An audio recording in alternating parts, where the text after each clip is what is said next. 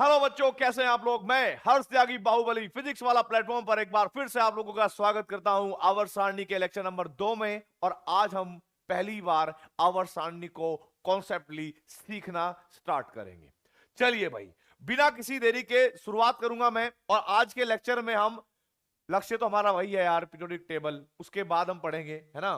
सबसे पहले एक बात समझने की कोशिश करिएगा, जो कि आजकल फैशन चल रहा है। फैशन का मतलब समझते हो कि आज के जमाने में किस किस टाइप के क्वेश्चन पूछे जाते हैं। अब आप समझने की कोशिश करना है यार, अगर थोड़ा सा भी समझोगे। आप लोगों ने कई बार देखा होगा कि जैसे मान लीजिए कोई एलिमेंट दे दिया जिसका परमाणु क्रमांक 118 से ज्यादा होता है, जैसे मान लो 120 हो गया, 122 हो गया। फिर वो पूछता है कि वह तत्व कौन से आवर्त में होगा और कौन से समूह में होगा। तो बच्चे बड़े कंफ्यूज हो जाते हैं उस टाइम में। तो आज हम उस कॉन्सेप्ट को भी डील करेंगे मेरे बच्चों, जहां पर ऐसे क्वेश्चन आते हैं और ऐसे क्वेश्चन को हम इतने खतरनाक तरीके से करेंगे कि आप सोच भी नहीं पाएंगे। सबसे पहले देखते हैं, आप लोगों को मैं पीरियोडिक टेबल की बात बता दूं। पीरियोडिक टेबल में सबसे पहले लेफ्ट हैंड साइड में एस ब्लॉक होता है, जहां की हम लिथियम लिखेंगे भाई। और लिथियम के नीचे कौन आएगा भाई? आप कहोगे सर सोडियम। सोडियम के नीचे कौन आएगा? पोटेशियम।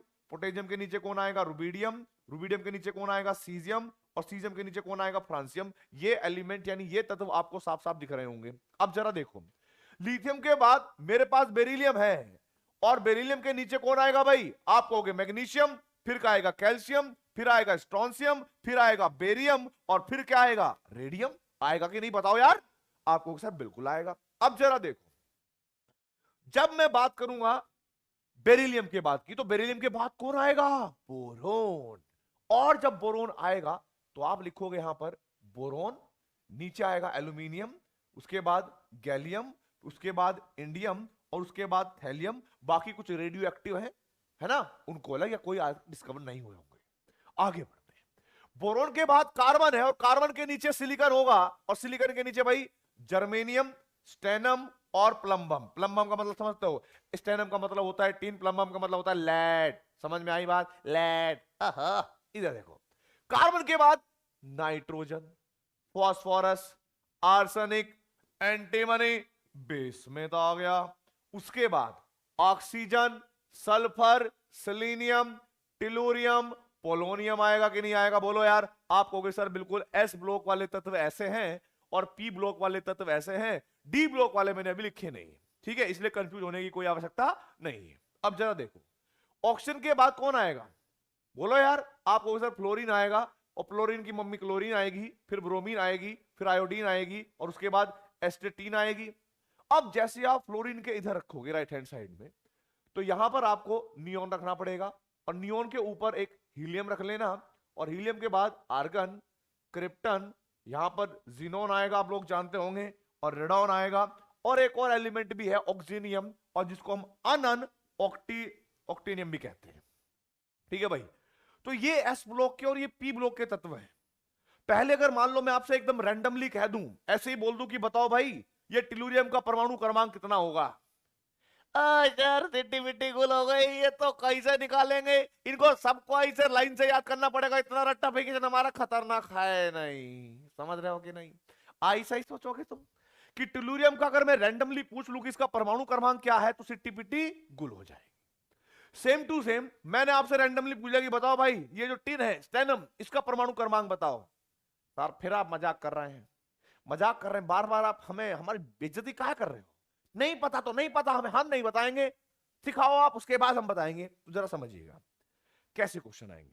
मैं आपको एक ऐसी ट्रिक सिखाऊंगा जिसमें आप पूरी पीरियोडिक टेबल के किसी भी तत्व का परमाणु क्रमांक चुटकी भर में निकाल सकते हो। चुटकी मतलब वो वाली चुटकी नहीं कि तुम क्या जानो रमेश, दो चुटकी सिंदूर का कीमत, है ना, वो वाला नहीं। दो चुटकी का मतलब है कि ये वाली चुटकी, एक चुटकी बजाई और परमाणु क्रमांक बाहर, चाहे वो 118 तक हो या 118 के बाद हो या उससे पहले हो। ठीक है भाई, लेकिन उससे पहले मैं आप लोगों को एक चीज और सिखाना चाहूंगा मेरे शेरों। वो क्या है? Magic number. मैजिक नंबर को समझना जरूर। कुछ बच्चों का अनुरोध था मेरे लिए कि सर आप थोड़ा सा आप जो है अंग्रेजी का भी प्रयोग करें, क्योंकि आगे चल के हमें जो है इंग्लिश मीडियम की ही किताबें मिलेंगी जब हम एमबीबीएस करेंगे तब। चलो ठीक है, कोई बात नहीं, कर लेते हैं। जब आप कक्षा 90 में थे, तो कक्षा 90 में एक परमाणु संरचना करके एक स्ट्रक्चर था, मतलब चैप्टर था, और वहां पर ये वैल्यू तो आपने देखी होगी 2n स्क्वायर, या फिर ये वहां भी नहीं देखी होगी तो परमाणु संरचना यानी स्ट्रक्चर ऑफ एटम में सर ने आपको करवाया होगा कि किसी भी कक्षा में अधिकतम जो इलेक्ट्रॉन है वो 2n² के बराबर रह सकते हैं।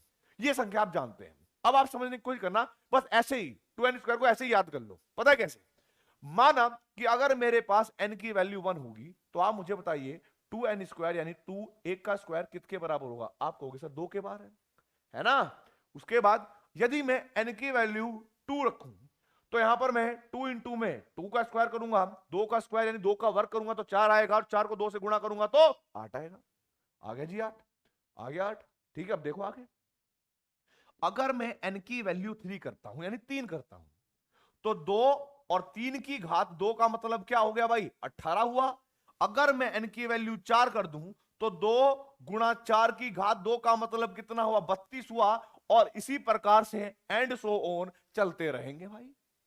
अब आपको एक बात समझना है, ये जो 2 है, जो 2 लिखा है, इसको लिखना है एक बार। क्या लिखोगे? एक बार। और बाकी ये जितने भी नंबर आए 8 18 32 आगे 50 50 कितने भी आए, इनको लिखना है आपको कितनी बार? 2 बार। ये बात आपको समझनी पड़ेगी, कसम है आपको केमिस्ट्री की। ठीक है, तो जरा समझिएगा। मान लो कि मैं जब मैजिक नंबर लिखवा रहा हूं तो आपको मैजिक नंबर कुछ ऐसे लिखना है कि मान लीजिएगा कि ये मैंने मैजिक नंबर लिखे और मैंने क्या बताया था कि पहले जो 2 आएगा उस 2 को आप सिर्फ एक बार लिखेंगे, एक बार लिखेंगे। और भाई 2 आपने एक बार लिख दिया, बाकी जो भी अंक आपको प्राप्त हुए जैसे 8 हुआ 18 हुआ 32 हुआ, इसको आप 2 बार लिखेंगे भाई। लिख ही नहीं सकते? पेन है तुम्हारे पास, लिखो चुपचाप। तो आप क्या करोगे? सर 8 हुआ 8 हुआ, फिर 18 आएगा 18 आएगा, फिर 32 आएगा और फिर 32 आएगा। गजब बात करते हो सर, आप भी मस्त बात करते हो। कैसी बात करते हो यार? इधर देखो यार। अगर मान लो, अगर मान लो, ये तो छोड़, अरे मैं उल्टा आ गया यार, आगे बढ़ना था। हाँ, एक और वर्ड भी दिखा देता हूं। मान लो अगर मैं n की वैल्यू 5 रखता तो 2 गुणा 5 की घात 2 का मान कितना आता? 50 आता कि नहीं आता? बोलो यार। आप कहते सर आता, कतई आता, कोई दिक्कत है ही नहीं है। 32 32 के बाद कौन आता भाई? नीचे लिखना था, बोर्ड खत्म हो गया। ठीक है, और कसम पैदा करने वाले की 50 50 को इधर लिख देता हूं, टेंशन मत लेना। अब जरा देखो, इधर देखो भाई, तुम्हें इतने, जैसे जितना नालायक मैं तुम्हें समझता हूं तुम उतने तो नहीं हो। ठीक है, ये बात तो क्लियर है। ऐसे तो तुम नहीं हो ना कि तुमसे मैं पूछूं कि लिथियम का परमाणु क्रमांक क्या है वो भी ना बता सको। मानता हूं कि तुम टिलूरियम का नहीं बता पाए एकदम से, मानता हूं कि तुम टीन का नहीं बता पाए एकदम से, मानता हूं मैं एस्टिटीन का पूछ लूं तुम नहीं बता पाए एक टाइम, मतलब एकदम से एक चुटकी में। लेकिन अगर मैं लिथियम का पूछूं तो बता सकते हो कि नहीं बता सकते? बोलो। आप कहोगे सर बिल्कुल बता देंगे। तो जरा देखो, लिथियम का परमाणु क्रमांक 3 होता है, ये याद रख लेना। और बाकी ऊपर वाले लाइन का तो याद रखना ही पड़ेगा, उसमें तो कोई दिक्कत है ही नहीं। बेरिलियम का 4 होगा, बोरोन का 5 होगा, कार्बन का 6 होगा, नाइट्रोजन का 7 होगा, ऑक्सीजन का 8 होगा, फ्लोरीन का 9 होगा और नियोन का 10 होगा। इतनी बात अगर तुम्हें याद रख ली तो तुम सारी बात समझ जाओगे। ठीक है, अब तुम्हें एक बात समझनी है, तुम्हारी फेवरेट हीरोइन जो भी है जिसका नाम एस से बनता है तो उसको आप स्टार्टिंग में 2 से कर लेना। एस से कौन बनता पता हो? अब एक मूवी आई ना, पुष्पा, पुष्पा राज, मैं झुकेगा नहीं डैश, है ना? वैसे ही तो समझिएगा, एस से आप वहां पर एक हीरोइन है, उनका नाम याद रख लेना, और 2 को याद रख लेना उनके साथ, उनका नाम है सामंता। क्या है भाई? स्पेलिंग चेक कर लेना। ओहो, SAMANTA, यही होगा सामंता सामंता जो भी है। सुनो, असल में क्या है ना कि हम भी यार तुम्हारे जैसे ही हैं।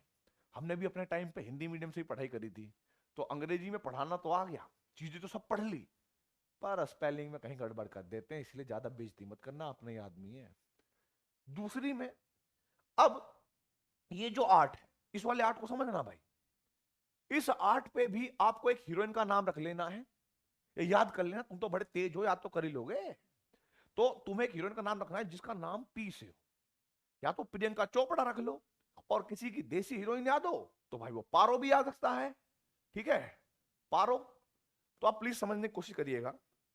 आपको बस एक बात ध्यान रखनी है, जब भी आप परमाणु क्रमांक किसी का रैंडमली निकालना चाहते हो, एक्चुअली मैं आपको एक चीज सिखा रहा हूं जो मैंने बोला था कि अगर मान लो किसी का परमाणु क्रमांक 120 होगा तो कैसे निकाल लेंगे।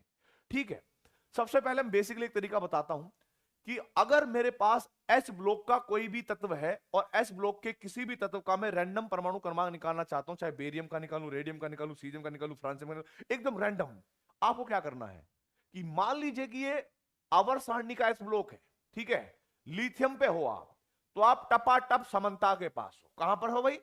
समन्ता के पास। और जैसे आप लिथियम से सोडियम का परमाणु क्रमांक ज्ञात करना चाहते हो या सोडियम पर कूदना चाहते हो, तो आपको समन्ता से पारो के पास आना पड़ेगा, पारो के बाद फिर आगे आगे आगे बढ़ते जाना पड़ेगा। अब आप समझिएगा कि जब मैं लिथियम पे हूं तो मैं कहां हूं? सामंता के पास, हाँ या ना? आपको सर बिल्कुल सही। मैं लिथियम से कूदकर सीधा आया किसके पास? सोडियम के पास। और जैसे ही मैं सोडियम के पास आया, आप मुझे वहां पर भी एक स्टेप यानी एक पद नीचे चलना पड़ेगा और मुझे मिला अंक 8। वो अंक 8 पहले वाले परमाणु क्रमांक में जोड़ देना, इसका परमाणु क्रमांक आएगा। आप बताओ 8 और 3 कितने होंगे? आप सर 11 होते हैं। ठीक है जी। अब हम जब सोडियम की बात करेंगे तो हम पारो के पास है, ध्यान रखना एक स्टेप नीचे आ चुके हैं, पारो के पास है। लेकिन अगर मैं सोडियम से नीचे जाऊं पोटेशियम पर, तो मुझे पारो से आगे चलना पड़ेगा और मुझे यहां पर भी क्या अंक मिला? 8। फिर मैं क्या करूंगा कि जो भी परमाणु क्रमांक पहले वाले तत्व का था वो डिजिट जोड़ दूंगा, ये क्या बन जाएगा? 19 बनेगा कि नहीं बताओ? आपको सर बिल्कुल ये तो बन रहा है, मजा आ रहा है सर। ओ भाई साहब, जैसे ही आप पोटेशियम से रुबीडियम पर जाओगे, फिर मुझे इस 8 से आगे जोड़ना पड़ेगा। अब मुझे 18 जोड़ना पड़ेगा। 19 में 18 जोड़ोगे तो इसका 37 आएगा भाई। रुबीडियम से जब मैं सीजियम पर जाऊंगा तो मुझे क्या करना पड़ेगा? फिर इस 18 से आगे कूदना पड़ेगा, मुझे फिर से 18 मिलेगा। वो इस 37 में 18 जोड़ना है तो मेरे पास 55 आ जाएगा। और जैसे ही मैं सीजियम से नीचे जाता हूं फ्रांसियम के पास, तो फ्रांसियम का मतलब क्या है कि अब मुझे इस 18 से इस 32 पर कूदना है भाई। अब ये जो भी अंक मुझे मिलेगा, ये पहले वाले उसमें परमाणु क्रमांक में जोड़ूंगा, अगले वाले का आ जाएगा। जैसे ही मैं 32 जोड़ूंगा, इसका 37 आ जाएगा, 87 आ जाएगा। और तुम्हें एक बात बोलूं भाई, वो सुन लो मेरी बात, झूठ नहीं बोलता मैं, जाके पीरियोडिक टेबल चेक कर लेना, ठीक है, यही मिलेगा। अब जैसे मान लो ये एस ब्लॉक का पहला तत्व है बेरिलियम, तो जब आप बेरिलियम के 4 पर थे तो अपने आप को कहां समझेंगे कि हम कहां पर हैं? सामंता के पास। राइट और रॉन्ग? आप कहोगे सर बिल्कुल सही बात। जैसे आप बेरिलियम से मैग्नीशियम पर आओगे तो आपको एक पद नीचे आना है, पारो के पास आ जाओगे आप। और जैसे ही पारो के पास आ गए तो आपको समझना है मेरे शेरों, जैसे आप पारो के पास आ जाओगे तो आप मैग्नीशियम का कितना हो जाएगा? 8। 4 में 8 जोड़ेंगे तो कितना आएगा? 12। आगे आप नीचे जाओगे तो आपको फिर अगले 8 से, मतलब उस 8 से अगले 8 पे जाना पड़ेगा। वो 8 आप इस 12 में जोड़ोगे तो कितना आएगा भाई? 20 आएगा कि नहीं आएगा? बोलो यार। आप सर बात तो सही कह रहे हो, मजा आ रहा है। ठीक है, देखो अब जब मैं कैल्शियम से स्ट्रोंशियम पर गया तो मुझे इस 8 से उठकर इस 18 पे आना पड़ेगा। अब जैसे ही 18 मिला तो ये मुझे 20 में जोड़ना पड़ेगा, यानी पहले वाले परमाणु क्रमांक में जोड़ना पड़ेगा। तो मेरे पास कितना आ जाएगा? आप कहोगे सर कैसी बात करते हो आप, एकदम 38 आएगा। 38 में जब मैं दोबारा एक पद से यहां पर जाऊंगा तो मुझे फिर 18 मिलेगा, वो 38 में जोड़ूंगा तो कितना हो जाएगा? 56 आएगा। फिर उसके बाद जैसे ही मैं बेरियम से रेडियम पे जाऊंगा तो मुझे इस 18 से 32 पे कूदना पड़ेगा। अब मुझे क्या करना है? वो 32 इस 56 में जोड़ना है और बेटा रेडियम का परमाणु क्रमांक 88 आ जाएगा 1 मिनट के अंदर। ठीक है, तो ये था एस ब्लॉक के तत्वों का परमाणु क्रमांक ज्ञात करना 1 मिनट के अंदर। अब जरा देखिए, मैं तुम्हें एक बात बताना चाहता हूं। अगर मैं बात करता हूं पी ब्लॉक के तत्वों की, जो कि मैंने इधर लिखे हुए, ध्यान से देखना, ये सारे के सारे जो तत्व हैं आप पीरियोडिक टेबल में देख लेना, झूठ थोड़ा ही बोल रहा हूं मैं। ये कहां पर है भाई? पी ब्लॉक के तत्व हैं, ऐसे वैसे तत्व नहीं है, पी ब्लॉक के तत्व हैं। अब जरा देखो भाई, मेरी एक बात सुनने की कोशिश करना। पी से नाम समझ में आ रहा होगा कि हमें जब हम पहले तत्व पर होंगे, पहले तत्व का मतलब जैसे बोरोन पे, कार्बन पे, नाइट्रोजन पे, ऑक्सीजन पे, फ्लोरीन पे, किसी पे भी होंगे, तो हमें क्या काम करना है? जब हम इस वाले ब्लॉक के पहले तत्व में होंगे तो हमें सामंता को छोड़कर पारो से स्टार्टिंग करनी है। कहां से स्टार्ट करेंगे? पारो से स्टार्टिंग करेंगे। और पारो से जैसे आप स्टार्टिंग करोगे यहां से, तो आप समझ कर देखना कि मान लीजिए मैं बोरोन 5 पर हूं, यानी मैं पारो के पास हूं। जैसे ही मैं एल्यूमिनियम पे आऊंगा तो मुझे वहां पारो से उठकर अगले वाले स्टेप पे आना पड़ेगा और वहां मुझे मिलेगा 8। वो जब 5 में मैं 8 जोड़ूंगा तो आप इसका 13 निकाल लोगे। फिर मैं अब एल्यूमिनियम से नीचे जाऊंगा तो मुझे फिर क्या करना पड़ेगा, ऐसे एकदम उठ कर आना पड़ेगा 18। वो 18 आप कहां पर जोड़ोगे 13 में, तो उसका कितना आ जाएगा भाई 31 आएगा। आगे देखो, जब मैं गैलियम से इंडियम में जाऊंगा तो मुझे अगले वाला 18 जोड़ना पड़ेगा, तो वो 18 कितना हो जाएगा 49। और जैसे ही मैं इंडियम से सीधा थैलियम पर कूदा तो मुझे इस 18 से इस 32 पर आना पड़ेगा। तो और 32 को जब मैं जोड़ूंगा तो 49 और 32 कितने हो जाएंगे भाई, 51 होंगे कि नहीं होंगे, बोलो सॉरी 81 होंगे कि नहीं होंगे, काशी बात करते हुए। अब सर समझ में आ रहा है, मजा आ रहा है, ठीक है, नाइट्रोजन वाला करके दिखाओ। चलो देख लो, अगर मान लो नाइट्रोजन का पहला तत्व है, नाइट्रोजन परिवार का पहला तत्व ही नाइट्रोजन है, जब नाइट्रोजन 7 है उसका मतलब क्या है कि आप पारो के घर पे हो, कोई देख नहीं रहा, पारो के घर पे हो। और जैसे ही आप नाइट्रोजन से फास्फोरस पे आओगे तो आपको क्या करना पड़ेगा, यहां से निकल के भागना पड़ेगा भाई साहब, जब कोई आएगा तो पारो के बाद तुम इस पर पहुंचे 8, ये 8 मिला, ये 8 जैसे आप 7 पे जोड़ोगे तो कितना हो जाएगा बोलो, आप होगी सर 15। जैसे ही मैं फास्फोरस से आर्सेनिक पर पहुंचा तो मैं ऑलरेडी यहां पर तो था ही, अब मुझे इधर भी एक स्टेप नीचे जाना पड़ेगा, तो कितना हो जाएगा 18। वो 18 जैसे ही मैंने जोड़ा तो इसका कितना हो जाएगा भाई 33 होगा कि नहीं होगा। अब जरा देखो, इस 18 पर हम आ चुके थे, ध्यान रखना, आर्सेनिक के साथ यहां पर आ चुके थे। अब जैसे ही मैं एक स्टेप नीचे आया तो मैं आ गया एंटीमनी पर। एंटीमनी पर जैसे ही मैं आता हूं तो मुझे फिर से क्या मिला 18, यानी एंटीमनी पर मैं इस 18 के साथ हुई 18, जब मैं उसको अंदर जोड़ूंगा तो मेरे पास 51 आ जाएगा मेरे शेरों। ऐसे नहीं बताता मैं ये बात सबको। अब वैसे ही नीचे आ रहा हूं, अब जैसे ही मैं नीचे आऊंगा, समझना, जैसे ही मैं नीचे आऊंगा तो यहां पर मुझे फिर 32 जोड़ना पड़ेगा कि नहीं जोड़ना पड़ेगा। आप कहोगे सर बिल्कुल आपको जोड़ना पड़ेगा, ऐसा कोई हो ही नहीं सकता जो ना जोड़े। अब जरा देखो, जब मैं 32 जोड़ूंगा तो यहां पर आ जाएगा 83। आप चेक कर लेना पीरियोडिक टेबल में या आवर्त सारणी में सबका परमाणु क्रमांक बिल्कुल करेक्ट मिलेगा तुम्हें। अच्छा, एक सबसे ज्यादा इंपॉर्टेंट जो है, वो सबसे ज्यादा इंपॉर्टेंट की अगर मैं बात करूं तो सबसे ज्यादा इंपॉर्टेंट वो इस वाले तत्व के एलिमेंट है, जो आपका जीरो पीरियड जीरो ग्रुप कह लीजिए, या इसको आप क्या कहते हैं 18वां ग्रुप कह लो। सबसे ज्यादा इंपॉर्टेंट यहां के, और यहां से रिलेटेड क्वेश्चन आता है। कैसे जरा देखियो भाई, हमें एक बात पता है, हीलियम का जो इलेक्ट्रॉनिक विन्यास है वो क्या है 1s2। 1s2 का मतलब है हीलियम एस ब्लॉक से बिलोंग करती होगी, वो अलग बात है कि अपवाद है, पर बिलोंग करती होगी मान लेना। अब अगर हम हीलियम से स्टार्टिंग करें तो हमें सामंता से स्टार्टिंग करनी पड़ेगी, अगर हम नियोन से स्टार्ट करें तो हमें पारो से स्टार्टिंग करनी पड़ेगी, वो तुम्हारी मर्जी है, कहीं से भी कर लेना। जरा जरा देखिए, मान लीजिएगा कि यहां पर मैंने 2 लिखा, क्योंकि ये आपको पता ही है कि अगर मैं स्टार्टिंग यहां से करता हूं तो इसका वैसे भी 2 ही होता है। आप हीलियम से अगर नियोन पे आओगे तो सामंता से पारो पे चले तो 8 मिला, वो 8 जैसे आपने जोड़ा तो इसका 10 हो गया। या फिर उसके बाद जैसे आप नियोन से आर्गन पे चलोगे तो बेटा जी आपको अगला 8 मिलेगा, वो 10 में जोड़ोगे तो कितना हो जाएगा 18। फिर आगे आप क्या करोगे, आर्गन से क्रिप्टन पे आओगे तो इस 8 से कूद कर आपको यहां पर 18 जोड़ना पड़ेगा, तो जैसे आप 18 जोड़ोगे तो उसका 36 हो जाएगा। ले भाई आसान है मान लिए। तो आप जैसे क्रिप्टन से सीनन पे आए अगला 18 जोड़ना पड़ा, कितना हो जाएगा 54। आप जीनन से रेडॉन पर आए, क्या करना पड़ा, रेडॉन मिला ना, क्या जोड़ना पड़ेगा बोलो यार, 32 जोड़ना पड़ेगा ना, 32। 32 जैसे आपने जोड़ा इसका आ जाएगा 86 यानी 86। और जैसे आप रेडॉन से अनऑक्टिबियम यानी नीचे वाले तत्व पर आते हैं तो फिर से आपको 32 जोड़ना पड़ेगा जो कि 118 हो जाएगा।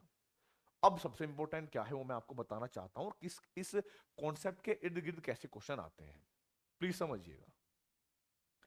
आप लोगों को हीलियम,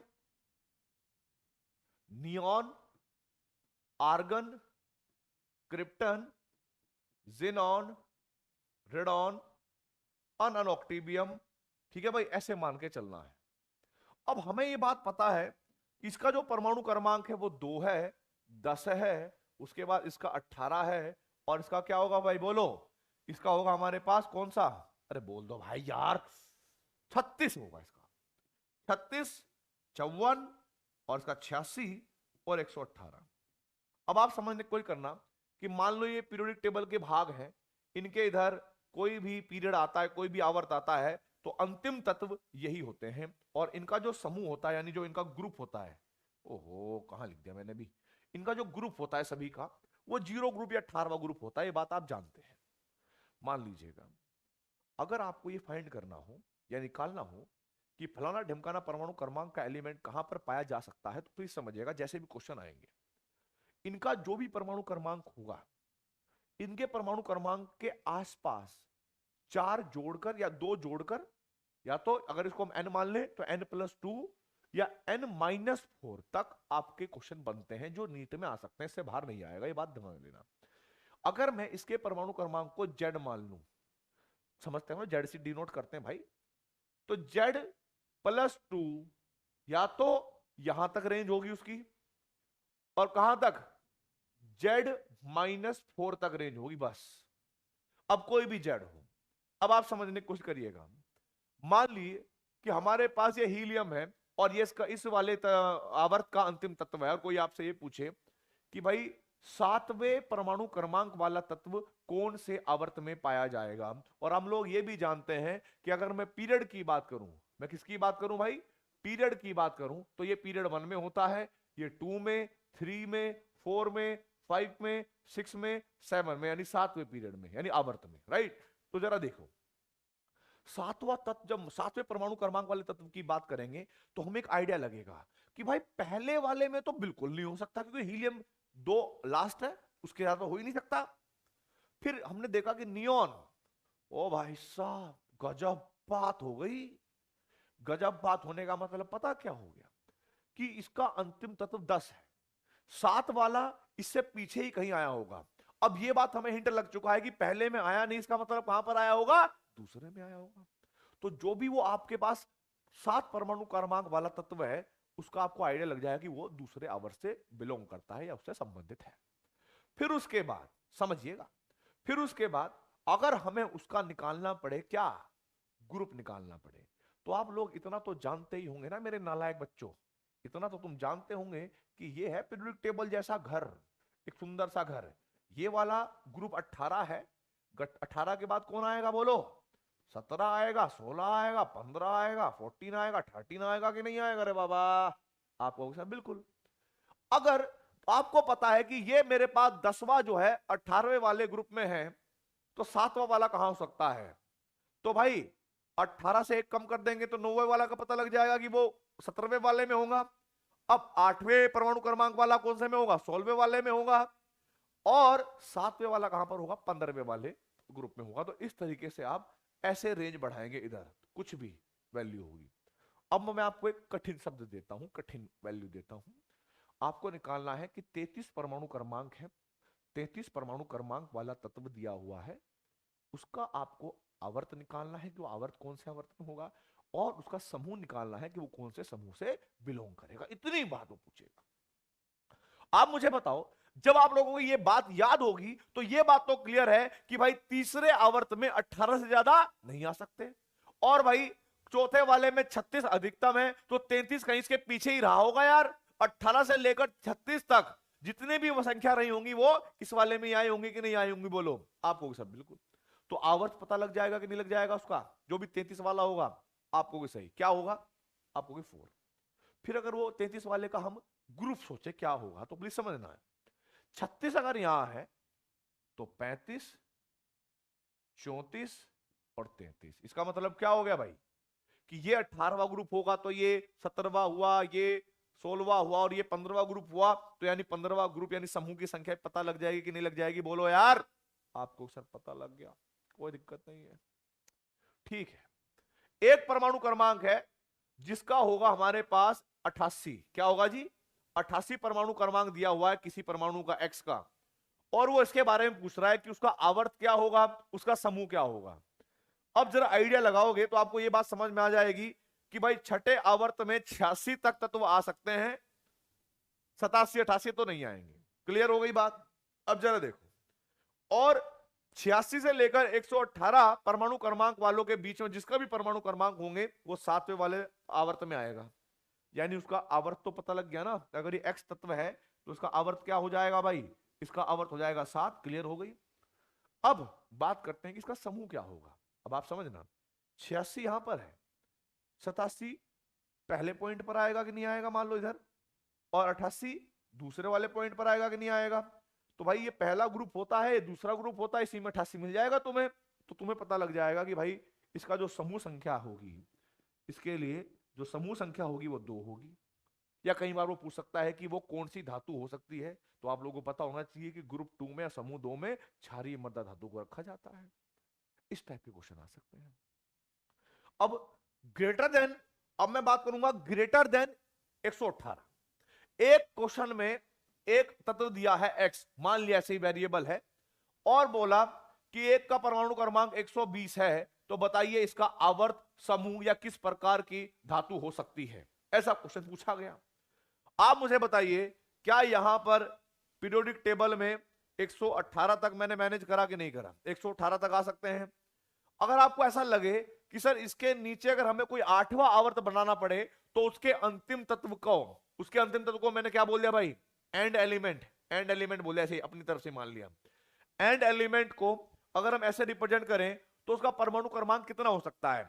आपके लिए बहुत सरल होगा कि मान लीजिए कि आप अनऑक्टिबियम में इस 32 तक पहुंच गए थे।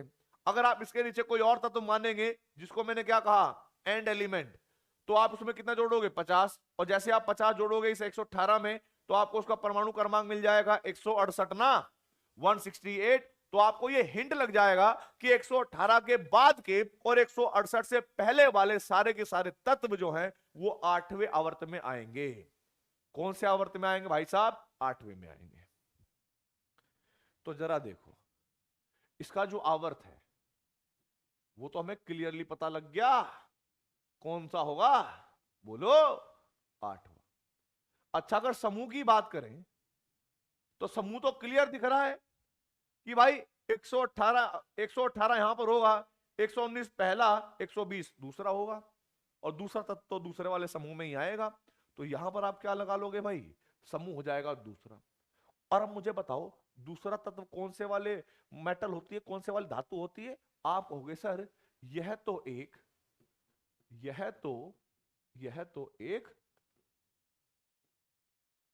क्षारीय मृदा धातु है। क्षारीय मृदा धातु है। अब जरा देखो आगे, आगे की कहानी सुनिए। मान लो एक और तत्व दिया गया है वाई, जिसका परमाणु क्रमांक 167 दिया हुआ है। भाई साहब 167 तो चलो हल्का है, 165 दिया हुआ है। 165 नहीं, 166 ले लेते हैं। 166 दिया गया है। अब आप समझिएगा कि यार 118 तक और 168 के बीच में जितने भी तत्व होंगे वो कौन से आवर्त में होंगे बताओ? 8वें में होंगे कि नहीं होंगे? बताओ यार, कसम पैदा करने वाले की केमिस्ट्री की। ठीक है, बदला लूंगा मरते दम तक। जितनी भी साउथ की मूवी है सबकी कसम है। 8वें पीरियड में होगा कि नहीं होगा पहले बता दीजिए। आप कहोगे सर बिल्कुल होगा, कोई रोक ही नहीं सकता। मैंने कहा ठीक है। अब तुम्हें ये जो वाई है इसका क्या पता लग गया है? आवर्त 8वां है। फिर 166 है। अब आपको पता है कि 168वां 18वें में है, 167वां 17वें में होगा, 166वां 16वें में हो जाएगा, खत्म बात। और जब इसका समूह निकल जाएगा 16, समूह यानी ग्रुप जब निकल जाएगा इसका 16, तो आपको निकल जाएगा यह तो ऑक्सीजन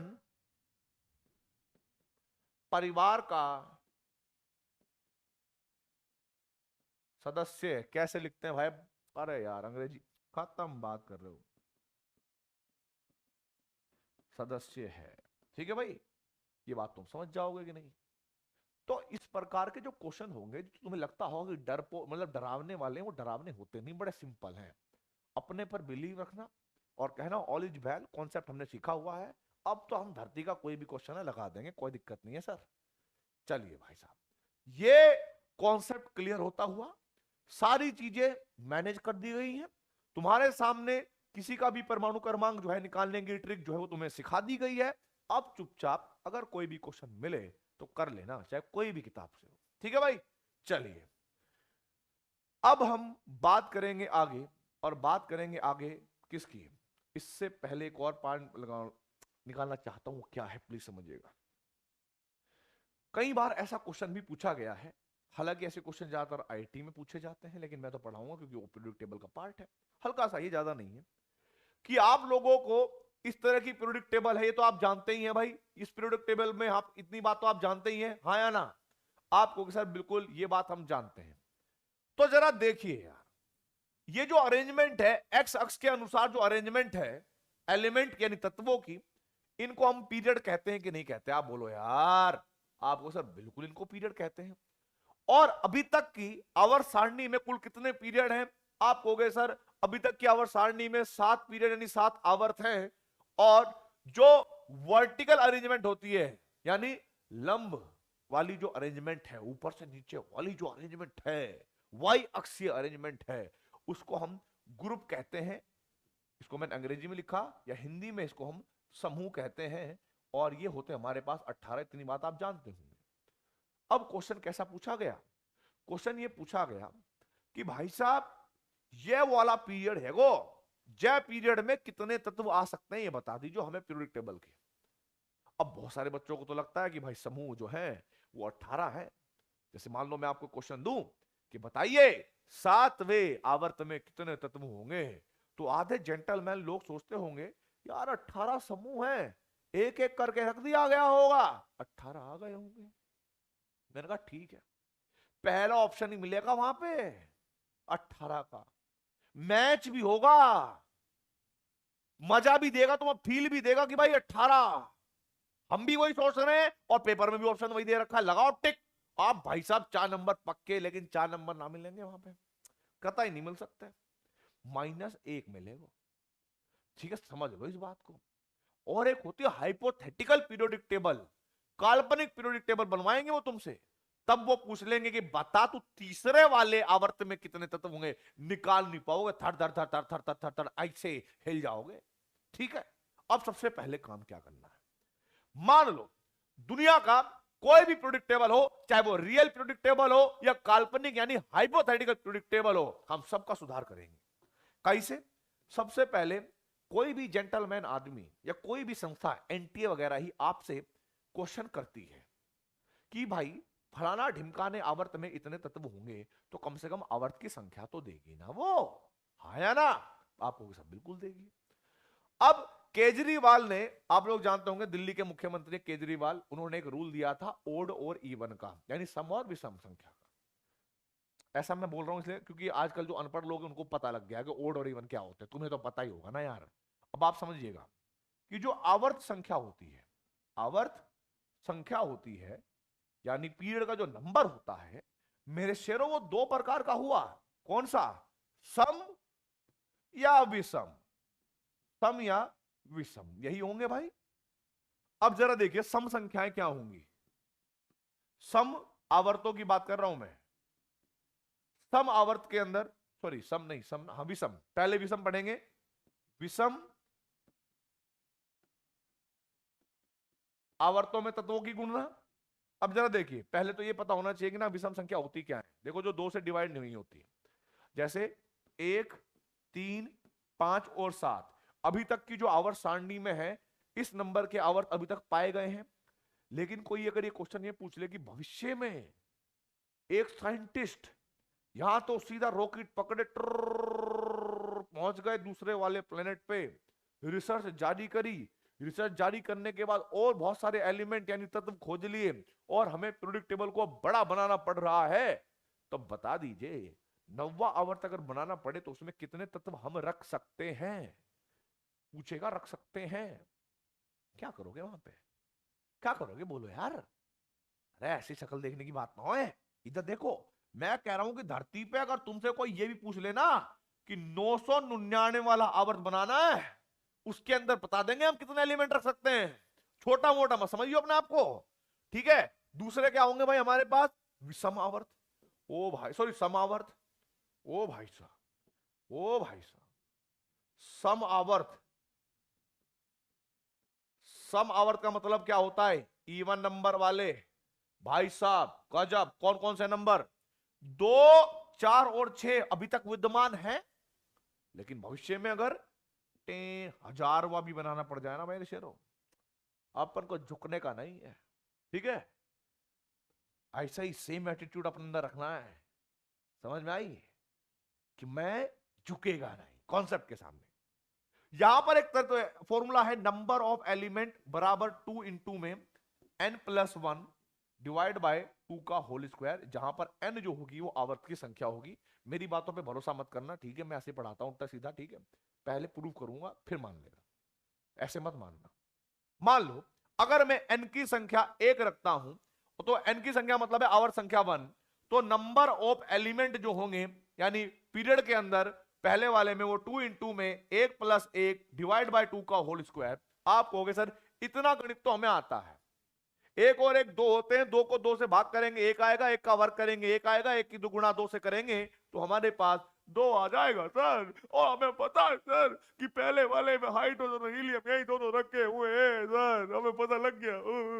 इधर देखो, इधर देखो भाई नालायको, इधर देख लो, अगर मैं n की संख्या 3 रखता हूं, एक से थोड़ा ना प्रूफ हो जाएगा, सारी रख के देखेंगे अपन लोग, तो n की वैल्यू अगर 3 रखता हूं यानी तीसरे आवर्त में अगर वो पूछता है तो नंबर ऑफ एलिमेंट कैसे कैलकुलेट करोगे, 2 इंटू में n प्लस, क्या बोला मैंने, n प्लस 1 डिवाइड बाय 2 का होल स्क्वायर, 2 गुणा 3 प्लस 1/2 का स्क्वायर, 3 और 1 4 का, 4 को डिवाइड करेंगे 2 से, 2 2 का वर्ग करेंगे आएगा 4, 4 की गुणा करेंगे 2 से कितना आएगा 8। मैं झुकेगा नहीं, 8 और 8 कौन सा होगा भाई, चेक करवा दूंगा अभी। Sodium, magnesium, aluminium, silicon, phosphorus, sulphur, chlorine, argon, check कर लेना बेटा, यही आएंगे। अब अगर n की वैल्यू 5 रख दूं तो नंबर ऑफ एलिमेंट जो आएंगे वो 2 गुणा 5 प्लस 1/2 का वर्ग, क्योंकि n की जगह पर मैं 5 रखने वाला हूं, स्वाद आ जाएगा, मजा आ जाएगा। इधर देखो क्या होगा, 5 और 1 6, 6 को 2 से भाग करा तो 3, 3 का वर्ग करा 9, 9 को 2 से गुणा करेंगे तो, अरे भाई साहब 18 आ गया रे। n की वैल्यू 7 अगर आती है, नंबर ऑफ एलिमेंट बराबर आएंगे 2 गुणा 7 प्लस 1/2 का वर्ग, 7 और 1 8 हुए, 8 को 2 से भाग करा 4 आया, 4 का वर्ग करा 16 आएगा, 16 को 2 से मल्टीप्लाई करोगे तो 32 आएगा कि नहीं।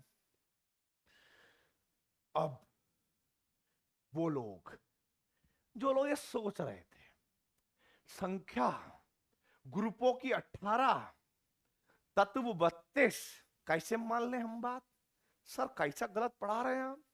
अबे नालायकों, ऐसा रैपट मारूंगा कि जाके भीख में लगोगे। सुनो मेरी बात, मान लो तुम्हें एक बात का पता है कि तुम्हारे परिवार में 4 सदस्य हैं और 4 सदस्य में से भगवान ने तुम्हारा जीवन अच्छा रखा, भाग्य बनाया और तुम्हें जॉब करने के लिए बेंगलोर भेज दिया, ऐसे मान लेना। 4 सदस्य थे, तुम तुम्हारे मम्मी पापा, तुम्हारी बहन और तुम चले गए कहां पर, तुम चले गए भाई साहब बेंगलोर जॉब करने के लिए। मेरा एक सरल सा क्वेश्चन है कि अब तुम्हारे परिवार में कितने लोग बचे जब तुम बेंगलोर चले गए। सर कैलकुलेशन बड़ी खतरनाक है। ओहो, तो फिर तुम पता है क्या कहोगे, सर मेरे परिवार में अब 3 लोग बचे हैं और कौन होगा। मैं कहूंगा भाई तुम मर गया कोई, तुम तो जिंदा ही है ना, ऐसा थोड़ा है कि घर से निकला तो पापा का नाम चेंज, मम्मी का नाम चेंज, फैमिली का नाम चेंज, रहेगा तो उसी फैमिली का सदस्य ना। वो तो अलग बात है कि तेरी प्रॉपर्टी तुम्हारी फैमिली से मैच नहीं कर रही, तुम्हारी फैमिली को पसंद था या जो भी उनकी प्रॉपर्टी थी क्या कि आओ जो काम करना है करो, घर में रहो, लेकिन तुम कहां चले गए, बेंगलोर, तुम चले गए बेंगलोर। ऐसे ही सेम क्या हुआ, ऐसे ही सेम क्या होता है कि आवर 7 में 89 परमाणु क्रमांक वाले तत्व के बाद यानी एक्टेनॉइड या एक्टिनियम तत्व के बाद 14 तत्वों के हालो भाव अलग देखे गए कि भाई ये और तत्वों जैसे नहीं है। और आप लोग जानते होंगे कि जब किसी सदस्य के हाव भाव परिवार से मैच नहीं करते, यानी वो जो मटर गश्ती करके घर पे आता है तो घर वाले भी 1-2 बार बोलेंगे ना, बेटा आज तो हो गया, अगली बार नहीं, घर से निकाल देंगे। फिर भी दोबारा आ गया, बेटा बस आज की बात हो गया, अगली बार अगर तूने कहा तो घर से निकाल देंगे। और उसके बाद अगर फिर भी प्रॉपर्टी चेंज रही, तुम सुधरे ही नहीं, तो ऐसे लात मार के तुम्हें निकाला जाएगा कि get out from the home. तो ऐसे ही क्या होता है कि जो हमारे पास एफ ब्लॉक वाले तत्व है ना, और उनको क्या बोलते हैं हिंदी में, अंतर संक्रमण तत्व, अंतर संक्रमण तत्व, इनर ट्रांजिशन मेटेरियल, वो रेडियो एक्टिव होते हैं। बताना मत किसी को ये बात, तुम्हें बता रहा हूं बस। वो क्या होते हैं?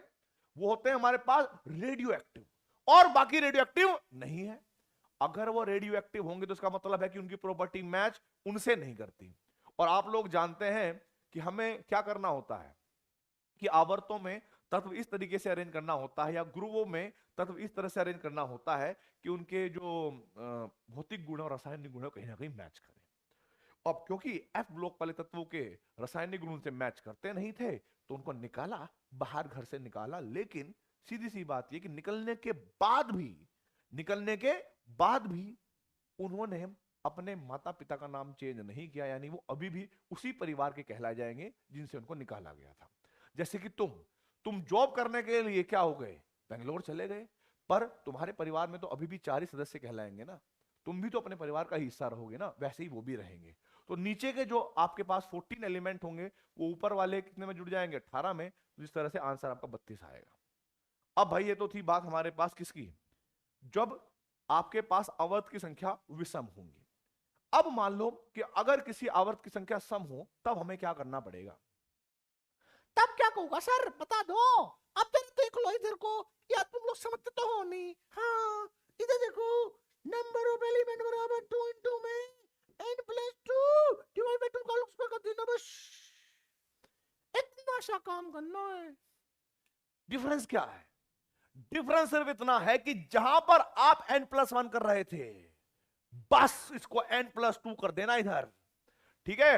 और तुमने अगर n+2 कर दिया, भाई साहब धरती पे नहीं है कोई, थर थर थर कांपेंगे तुम्हारे सामने कि भाई ये बच्चे तो सारे कॉन्सेप्ट समझ गए जो हमने एनसीईआरटी में नहीं दिए, वो भी पता लग गया इनको। तो जरा देखो, नंबर ऑफ एलिमेंट, ये तो फार्मूला दिया है, प्रूफ भी तो करवाऊंगा ना।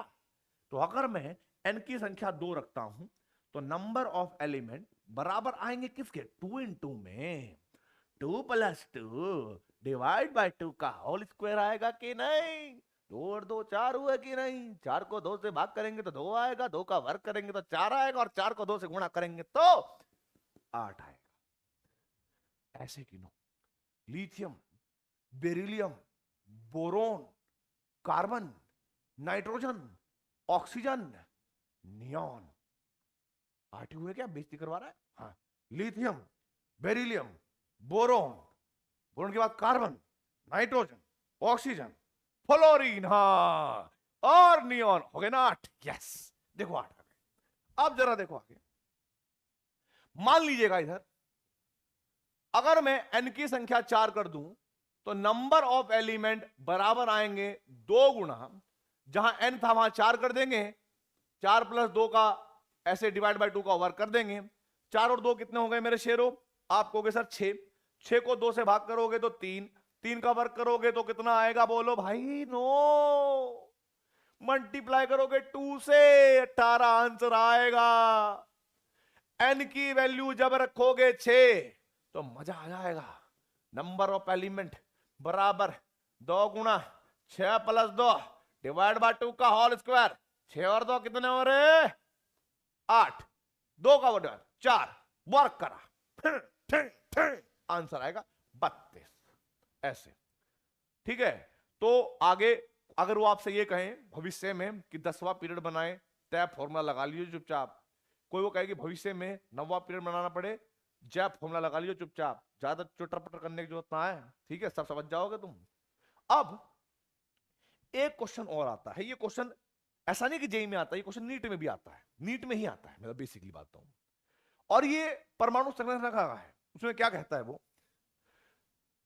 यदि 2 चीज देगा वो क्वेश्चन के अंदर, क्या देखने को मिल सकती है आपको क्वेश्चन के अंदर? पहली चीज, यदि किसी कक्षक, कक्षक का मतलब समझते हो, ऑर्बिटल में 3 इलेक्ट्रॉन रहते हों, या तो ये वाली बात हो सकती है, या फिर उसी क्वेश्चन के अंदर दूसरी बात क्या होगी, यदि स्पिन क्वांटम नंबर समझते होगे ना, स्पिन क्वांटम नंबर क्या होता है गधो? अरे भाई +1/2 -1/2। तो वैसे तो वो 2 प्रकार की होती हैं, इन रियल 2 प्रकार की होती हैं, लेकिन अगर वो कहे यदि स्पिन क्वांटम नंबर 3 प्रकार की पाई गई,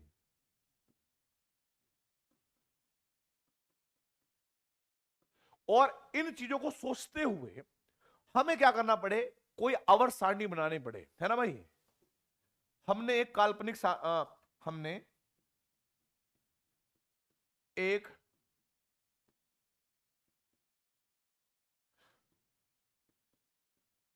काल्पनिक आवर्त सारणी बनाई, जिसको हम क्या बोलेंगे, हाइपोथेटिकल पीरियोडिक टेबल। हाइपोथेटिकल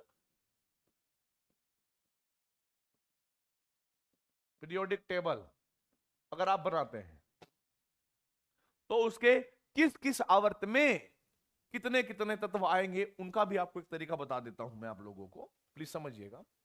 आपको वही है कि जो आपके पास पीरियड होंगे उनको पहचानना है, पीरियड नंबर को।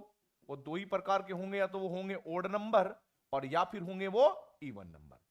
ओड मतलब क्या हुआ, विषम संख्याएं, तो ओड वालों को मैंने अलग से लिखना है, बस फॉर्मूले में थोड़ा चेंज आ जाएगा।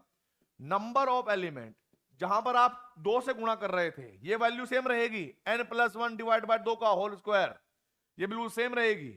बस अगर नॉर्मल पीरियोडिक टेबल होती तो उसके अंदर 2 स्पिन क्वांटम नंबर होती है, +1/2 और -1/2, तो आप 2 से गुणा करते। और यदि 3 है, अगर वो 3 कह रहा है, आइडिया दे रहा है कि एक ऑर्बिटल में 3 इलेक्ट्रॉन होंगे, तब आप 3 से मल्टीप्लाई करके चलोगे, पर आपके आंसर सही आते रहेंगे। ऐसा ही आपको इवन वालों में करना है, n+2 डिवाइड बाय 2 का वर्ग सेम रहेगा, बस जहां पर आप 2 से गुणा कर रहे थे वहां से आपको 3 मल्टीप्लाई करना पड़ेगा। आपको पता कैसे लगेगा, क्वेश्चन को देखते कि या तो वो कहेगा किसी कक्षक में 3 ऑर्बिटल हैं, अब किसी कक्षक में 3 ऑर्बिटल हैं तो सीधी सी बात है उनकी स्पिन क्वांटम नंबर तीनों अलग अलग होंगी यार। या फिर वो डायरेक्टली बोल दे यदि स्पिन क्वांटम नंबर 3 प्रकार की पाई गई है तो आप फलाना ढिमकाना पीरियोडिक टेबल में बताइए इस आवर्त में कितने तत्व पाए जाएंगे। कर लोगे, जेंटलमैन हो तुम भाई। तो सारे के सारे जो मेरे शेर और शेरनियां हैं उनको ये बहुत बढ़िया तरीके से क्लियर हो गया है। अब मैं थोड़ा सा आगे बढ़ जाता हूं बिना घबराए। मेरे शेरों, अब हम बात करेंगे, आवर्तिता की बात करेंगे, पीरियोडिसिटी की बात करेंगे। अब आप सोचोगे क्या है ये भला, क्या होता है ये? तो भाई साहब पूरी पीरियोडिक टेबल में जिसको ये समझ में आ गया उसको आयनन विभव, उसको इलेक्ट्रॉन बंधुता, उसको इलेक्ट्रॉन विद्युत ऋणात्मकता सब समझ में आएगी। बस ये समझ लेना, बस आज है तुम्हें कसम। तो सबसे पहले हम बात करेंगे परीक्षण प्रभाव एवं प्रभावी नाभिकीय आवेश के बारे में, जिसको हम इफेक्टिव न्यूक्लियस चार्ज भी कहते हैं। इफेक्टिव का मतलब प्रभावी, नाभिकीय का मतलब न्यूक्लियस, आवेश का मतलब चार्ज। ठीक है, बस यही है। अब आप समझने की कोशिश करना, एक कहानी बताऊंगा मैं तुम्हें। कहानी तुमसे रिलेटेड है, तुमसे स्पेशली। मान लो कोई परमाणु है, उस परमाणु के सेंटर पे न्यूक्लियस है, ये बात तो मान लोगे ना? बोलो, आपको सब बिल्कुल मान लेंगे। अब माना कि उसके बाहर ऐसे कोई कक्षा बनी हुई है, ऐसे। तो भाई सुनो मेरी बात, एक इलेक्ट्रॉन था यहां पर, इस इलेक्ट्रॉन को मानना है, और ये क्या हो गया आपके पास न्यूक्लियस, इसके अंदर प्रोटॉन होंगे, ये बात आप जानते हैं। अब आपको एक फीलिंग के साथ जुड़ना है, और जुड़ने के बाद आपको एटम की फीलिंग के बारे में पता लग जाएगा, इस इलेक्ट्रॉन की फीलिंग के बारे में पता लग जाएगा। कैसे, जरा देखिए। ठीक है, कैसे, जरा देखिए होता क्या है। मैं तुम्हारे जैसा ही कोई स्टूडेंट हूं, और मैं एक क्लासरूम में घुसा, और क्लासरूम में मुझे वो मिली जिसको मैं पसंद करता था। जैसी वो मिले, कोई और नहीं है, मैं उसको कुछ कहना चाहता था, और आज मुझे मौका मिल गया। तो पता क्या होगा, जैसे ही मैं क्लास में घुसा, एकदम से मैंने देखा वो बैठी है, तो एकदम अंदर से ओह माय गॉड, अब तो वो बैठी है। Yes yes yes yes. ऐसे ही क्या हुआ कि ये जो इलेक्ट्रॉन है, ऐसे नहीं, मैं इस वाले प्रोटॉन का पूरा रेस्पॉन्स लूंगा कि नहीं? जब मैं बात करूंगा तो सुनिए, जब मुझे किसी से बात करनी होगी तो मैं इसी से बात करूंगा, कोई और तो है नहीं कक्षा में। और अब इसको बात करनी होगी तो ये भी मुझसे ही बात करे, क्योंकि मैं ही हूं पूरी कक्षा में। हाँ या ना? आपको सब बिल्कुल सही बात है। अब जरा समझिएगा, अभी पूरा बढ़िया चल रहा है, एकदम मजेदार। लेकिन जैसे ही मान लो मेरे एक आध पांच दोस्त आ गए, ठीक है भाई, एक आध दोस्त आ गए, तो वाह क्या, जैसे ये दोस्त मेरे आएंगे, यानी दूसरे इलेक्ट्रॉन आएंगे, तो मेरे मन में कैसा आएगा, कहां से आ गए, मेरा काम खराब कर दिया, वह कैसे आदमी है। लेकिन इसको मजा आ रहा है, इसको मजा आ रहा है। पहले तो मैं एक को रिस्पॉन्स कर रही थी, ये भी गलत नहीं करती है, इसको भी रिस्पॉन्स करती है, इसको भी रिस्पॉन्स करती है, मैं यहां पे अकेला। तुम मुझे बताओ, इसके पास तीन ऑप्शन है कि नहीं है? और मेरा कहीं ना कहीं अब बुराई होने वाला है, बात तो तुम जानते ही हो यार, कोई बात नहीं है, लेकिन देखता हूं मैं भी क्या होता है। इधर देखो, अब इसकी ये क्या है, इसका पूरा जो रिस्पॉन्स है, टोटल रिस्पॉन्स क्या होगा इलेक्ट्रॉन की तरफ, क्योंकि इलेक्ट्रॉन नेगेटिव चार्ज है, प्रोटॉन क्या है मेरे बच्चों, पॉजिटिवली चार्ज है। तो इसका टोटल ऐसे चला कि भाई इसका टोटल चलेगा इस डायरेक्शन में, मान लीजिए कि ये ऐसे खींच रहा होगा, ये टोटल है। और किसी भी नाभिक का जो टोटल आवेश होता है वो उसके अंदर उपस्थित नंबर ऑफ प्रोटॉन के बराबर होता है, क्योंकि एक प्रोटॉन पे एक पॉजिटिव चार्ज, समझ लो कि अगर 10 प्रोटॉन होंगे तो 10 पॉजिटिव चार्ज होगा कि नहीं होगा। और प्रोटॉन की संख्या परमाणु क्रमांक के बराबर भी होती है। तो इसको मैंने जेड से डिनोट कर दिया भाई साहब, क्या कर दिया मैंने, जेड से डिनोट कर दिया। आगे देखिए, अब जैसे आप जेड से डिनोट कर दोगे, आगे आपको देखना एक बात, हुआ क्या कि यहां पर कुछ और इलेक्ट्रॉन भी थे, कुछ और मेरे दोस्त भी थे जिन्होंने मेरा काम खराब किया था। और इसका कुछ ये भी क्या कर रही थी कि भाई ये कुछ रिस्पॉन्स इनको देती थी और कुछ थोड़ा बहुत बचा कुचा मेरे पास जाता था, ठीक है भाई। और वो जो थोड़ा बहुत जाता था ना मेरे पास, यानी इस इलेक्ट्रॉन के पास, वो होता था इस पूरे न्यूक्लियस चार्ज का एक छोटा सा भाग, यानी इसके टोटल इफेक्ट का एक छोटा सा इफेक्ट, और जिसके चक्कर में मैं आज भी बर्बाद हूं। यानी ये इलेक्ट्रॉन आज भी बर्बाद है, और इसी चक्कर में ये आज भी इसके चारों तरफ चक्कर काट रहा है, इस उम्मीद के साथ तो कभी तो मिलाप होगा, इस उम्मीद के साथ कि कभी तो मिलाप होगा, लेकिन मिलाप होगा भी नहीं, बस ये लगातार कटवाता रहेगा अपना। होगा क्या, जरा देखो, सुनो यार मेरी बात। मान लीजिएगा कि ये दोनों मेरे पास क्या थे, इलेक्ट्रॉन, जिनको अब ये न्यूक्लियस इनको भी रिस्पॉन्स कर रहा है और मेरे को भी रिस्पॉन्स कर रहा है, लेकिन ज्यादा रिस्पॉन्स इनको कर रहा है क्योंकि ये ज्यादा पास है और मैं थोड़ा दूर हूं। अब जो इनको रिस्पॉन्स कर रहा है उसको हम कहते हैं स्क्रीनिंग कांस्टेंट, यानी sigma, shielding constant. Shielding constant का मतलब है कि जो मेरे सामने शील्ड कर दे मेरे चार्ज को, मेरे इफेक्ट को मेरे तक ना पहुंचने दे। और जो थोड़ा बहुत बाहर गया है इसको कहते हैं कि बस नाभिकीय आवेश का सिर्फ वो वाला आवेश जिसका प्रभाव मुझ पर आज भी है, तो उसी को हम बोलते हैं बेटा जी जेड इफेक्टिव, या हिंदी में इसको कहते हैं प्रभावी नाभिकीय आवेश। प्रभावी नाभिकीय आवेश इसको हम कहते हैं मेरे शेरों, और ज्यादा खास बात नहीं है। बस मैं तुमसे एक बात कहना चाहता हूं कि जो टोटल आवेश था यानी जेड, वो दो भागों में विभाजित हुआ, किस किस में, अंदर वालों में हुआ दो में, इनको हम क्या कहेंगे, स्क्रीनिंग कांस्टेंट यानी सिग्मा कहते हैं इसको हम। और बचा हुआ मेरे पास पहुंचा उसको हम क्या कहेंगे, प्रभावी नाभिकीय आवेश, जिसको हम रिप्रेजेंट करते हैं जेड इफेक्टिव से या जेड स्टार से भी करते हैं, वो मैं बताऊंगा डेफिनेशन क्या होती है।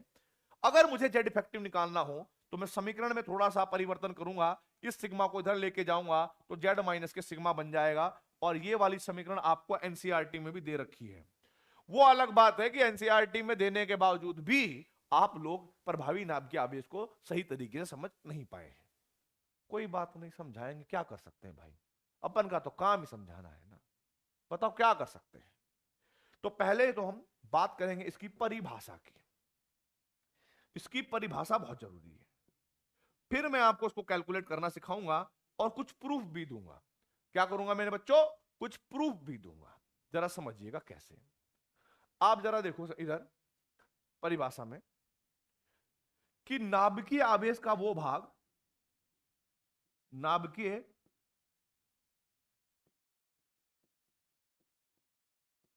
आवेश का वो भाग जो अंतिम इलेक्ट्रॉन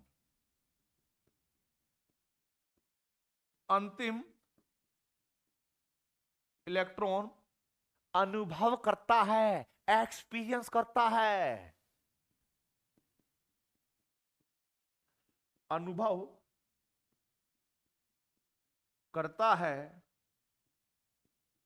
उसे क्या कहते हैं? बोलो, क्या कहते हैं उसको? अरे प्रभावी नाभिकीय आवेश बोलेंगे ना बाबा, तो उसको बोलेंगे हम प्रभावी नाभिकीय आवेश।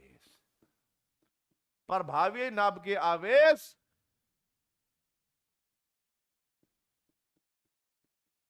कहते हैं। हाँ जी, समझ में आ गई बात? ये है प्रभावी नाभिकीय आवेश। तो ये हमने सब बता दिया भाई, ये इफेक्ट जो फील करेगा उसको हम कहेंगे। अब जरा देखो, धरती पे कोई भी परमाणु हो, कोई भी क्वेश्चन हो, उसका परमाणु क्रमांक तो तुम्हें कम से कम दे ही देंगे, और नालायक को कम से कम 30 तक तो याद भी होंगे तुम्हारे। आप कहोगे सर याद तो है। अब मुझे बताओ, यदि मैं किसी तरीके से आपको ये सिग्मा यानी स्क्रीनिंग कांस्टेंट या स्क्रीनिंग नियतांक कैलकुलेट करना सिखा दूं, तो क्या तुम इफेक्टिव न्यूक्लियर चार्ज भी कैलकुलेट कर लोगे? आप कहोगे सर सिखाओ, आज देखते हैं हम भी। तो देखो भाई, सिखाऊंगा भाई साहब, मैं ना रुकता, मैं सिखाऊंगा भाई। अब भाई इस सिग्मा को कैलकुलेट करने के लिए हमारे पास एक साइंटिस्ट है जिनका नाम था स्लेटर। क्या नाम था जी? स्लेटर। और स्लेटर ने कुछ नियम दिए, कुछ रूल दिए, तो हम पढ़ेंगे स्लेटर के नियम। लेकिन मैं आपको एक और बात बताऊं, gentlemans and gentlewomens, a ladies and लेडास, तुम्हारी औकात यही है। इधर देखो, स्लेटर के नियम कैसे समझाने हैं जरा देखो। एक पर्सन के द्वारा, एक क्वेश्चन के द्वारा, कि मैं नियम भी समझाऊं और आपको क्वेश्चन भी करवाऊं, ताकि आपकी प्रैक्टिस भी हो सके और आपको मजा भी आए। कैसे? पहला का नियम दिया, किसने कहा कि किसी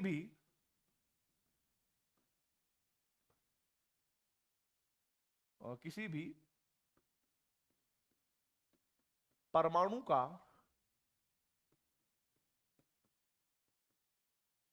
इलेक्ट्रॉनिक कॉन्फ़िगरेशन, समझता हूं ना? इलेक्ट्रॉनिक कॉन्फ़िगरेशन का मतलब होता है इलेक्ट्रॉनिक विन्यास, समझ जाना यार। इलेक्ट्रॉनिक विन्यास आप बहु नियम के अनुसार किया जाए, अनुसार किया जाए। जैसे उदाहरण के लिए मैं एक पर्सन ले रहा हूं जिंक, और जिंक का परमाणु क्रमांक होता है 30, और इसका मुझे इलेक्ट्रॉनिक विन्यास करना है। तो क्या करूंगा मैं? 1s2 2s2 2p6 3s2 3p6 4s2 3d10। ध्यान रखना है, अगर क्रोमियम हुआ तब आप 4s1 3d5 नहीं करेंगे, क्योंकि वो ग्राउंड स्टेट में इलेक्ट्रॉनिक विन्यास होता है। और मैंने आपको क्लियरली बोला था कि आप बहु का मतलब होता है कि जो रूल ब्रेक ना करे, बस, चाहे वो कॉपर का हो चाहे क्रोमियम का हो, आपको रूल फॉलो करना है। तो भाई सबसे पहले हमने पहला रूल तो मान लिया, और रूल बनाते हुए हमने एक ले भी लिया उदाहरण। दूसरा क्या कहता है ये समझिएगा, दूसरा नियम क्या कहता है इसका, दूसरा नियम समझिएगा भाई क्या कहता है। बड़ा इंटेलिजेंट आदमी दूसरे नियम में भी कुछ बात कहेगा, सुन लेना इसकी बात, ठीक है? कह रहा है कि इलेक्ट्रॉनिक कॉन्फ़िगरेशन जो आप कर रहे हैं, इलेक्ट्रॉनिक कॉन्फ़िगरेशन को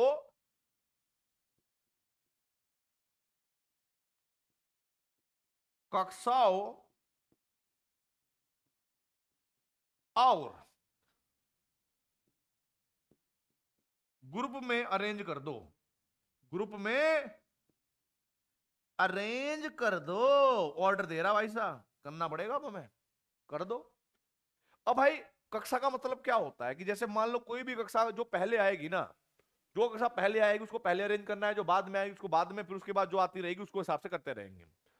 अब आप मुझे बताओ कि ये जो इलेक्ट्रॉनिक विन्यास मैंने यहां पर लिखा, इसमें सबसे पहले तो फर्स्ट शैली आई होगी, तो जितने भी 1 वाले हैं वो पहले लिख लो। क्या आएगा? वो आएगा हमारे पास 1s2। बताओ आया कि नहीं आया? आपको सर बिल्कुल आ गया। फिर मैं कहूंगा सेकंड वाले आएंगे कौन कौन? 2s2 और 2p6। ठीक है, टू, क्या बोला मैंने? 2s2 और 2p6। अब 2 वाले खत्म हो गए, अब 3 वाले लिखो। 3 वाला कौन आएगा? सबसे पहले आएगा 3s2, फिर आएगा 3p6, फिर कौन आएगा? 4s2 ना आएगा। 3 वाला आएगा 3d10। तो मैंने यहां पर 3d10 लिख दिया। फिर उसके बाद 4s2 ये मैंने लिख दिया भाई। अब आप समझिएगा, जहां जहां पर अभी कक्षा में परिवर्तन आता है, कक्षा में परिवर्तन आने का मतलब 1 के बाद 2 नंबर, 2 के बाद 3 नंबर, 3 के बाद 4 नंबर आता है, तो आपको ऐसे मान लेना है कि ये अलग अलग गांव हैं, अलग अलग गांव है, ग्राम समाज है, इस टाइप से मान लेना। और भाई हमें पता लग गया है कि जिनके अंदर भी 4 गांव रहते हैं। अब इन गांव के अंदर कुछ परिवार होंगे, कुछ सदस्य होंगे, ठीक है भाई, 4 परिवार होंगे। उनको मानना है कि किन किन का परिवार साथ साथ होगा और किन का अलग अलग। तो प्लीज समझिएगा, एक नाम याद रखना, सत्य प्रकाश, एसपी। समझ गए ना? शॉर्ट फॉर्म में सत्य प्रकाश का मतलब है एस वाले इलेक्ट्रॉन और पी वाले इलेक्ट्रॉन की जो फैमिली होती है वो सेम होती है, सेम फैमिली से संबंधित हैं या बिलोंग करते हैं। दूसरा, डॉटर एंड फादर यानी डीएफ वाले इलेक्ट्रॉन जो होंगे ये अलग से सेम फैमिली से बिलोंग करेंगे, सेम फैमिली से। इनकी फैमिली अलग होती है, इनकी फैमिली अलग होती है। अब आपको ये मान के चलना है मेरे शेरों कि भाई अगर मैं आपसे ये पूछूं कि मेरे पास ये वाला गांव है, इस गांव में कितने परिवार हैं, तो आप कहेंगे सर एक ही परिवार है। तो आप इसको ऐसे कर लीजिएगा, ओ भाई साहब रुक जाओ, ओ सुनो, कैसे करोगे? ऐसे कर ले, एक परिवार है। मैं आपसे पूछ रहा हूं कि दूसरे वाले पीरियड में, तो दूसरे वाले गांव में कितने परिवार हैं? तुरंत बोलोगे सर तो एच वाला पी वाला। अबे अब इधर देख, एस और पी तो सेम होते हैं ना, वो अलग बात है। इस गांव में जो परिवार था उसके अंदर जो सदस्य थे वो 2 लड़के थे। हर इस वाले गांव में वो 2 लड़कों के साथ 6 लड़कियां भी थी। कितना खुश हो रहा है ना? इधर देख, तो यहां पर मम्मी पापा नाना नानी सब थे, मतलब 6 लोग थे अलग। पर इधर भाई साहब एस और पी एक साथ, गजब मजा आ गया। एस और पी एक साथ, क्योंकि होंगे एक साथ, क्योंकि फैमिली सेम है, इनके जितने भी इलेक्ट्रॉन है वो एक ही फैमिली से बिलोंग करेंगे, तो ग्रुप बनाना है आपको यार। लेकिन जो बचा डी एंड एफ वो तो अलग होगा कि नहीं?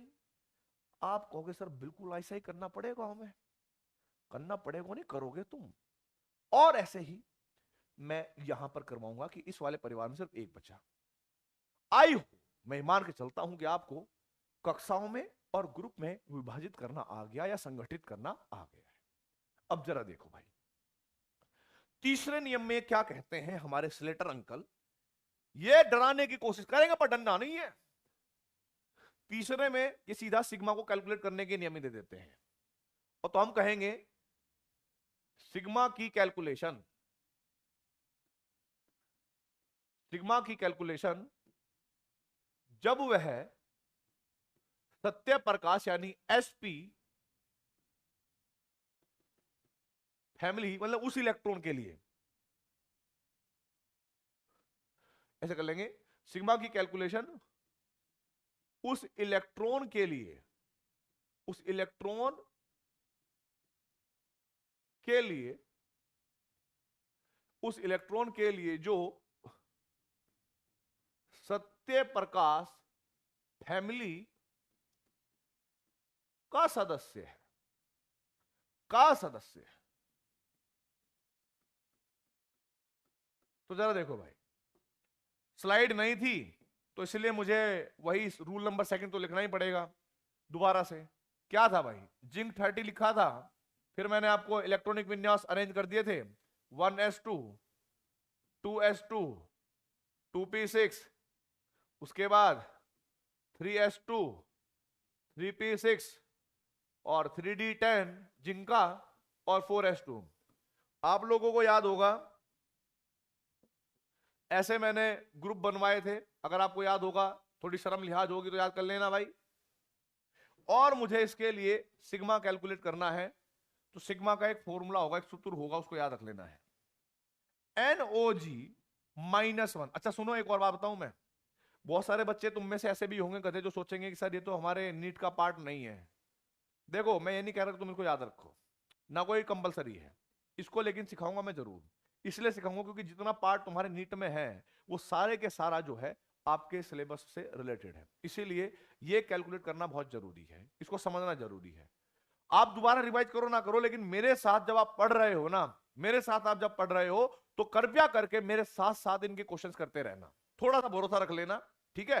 अब जरा देखो, NOG -1 गुणा 0.35 प्लस NP गुणा 0.85 प्लस के NL गुणा 1, इसको समझना है आपको क्या बात कह रहा है ये कह रहा है भाई साहब कि NOG का मतलब होता है number of electron in outer most group. OG का मतलब क्या हुआ, आउटर मोस्ट ग्रुप, यानी जो सबसे बाहर वाला होगा। सपोज करो कि मेरे पास ये वाले इलेक्ट्रॉन है और इन वाले इलेक्ट्रॉन में के लिए मैं इस इलेक्ट्रॉन के लिए, इस समूह के लिए मैं प्रभावी नाभ के आवेश निकालना चाहता हूं, तो उसके लिए मुझे सिग्मा भी कैलकुलेट करना पड़ेगा कि उसको अंदर वाले कितने शील्ड कर रहे हैं। तो कहने का मतलब है कि जो बाहर तक बाह्य ग्रुप होगा उसके अंदर इलेक्ट्रॉनों की संख्या को हमने NOG कहा। फिर NP का मतलब क्या होता है, उनको छोड़कर जो पिछले वाली पूरी कक्षा होती है, पिछले वाली, NP का मतलब होता है प्रीवियस, कि नंबर ऑफ इलेक्ट्रॉन कहां पर, पिछले वाली सेल में, गिन लेना, वैल्यू यहां पर रख देना।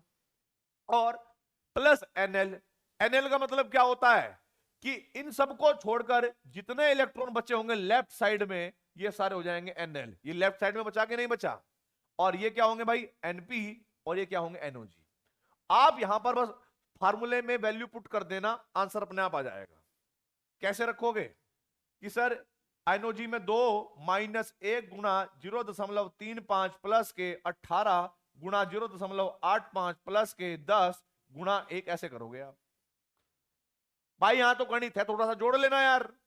कितना आएगा बोलो, सिग्मा की वैल्यू आएगी 25 कुछ समथिंग आएगी, 65 आएगी, ठीक है, 65 आ गई, मान लो 25.65 आ गई।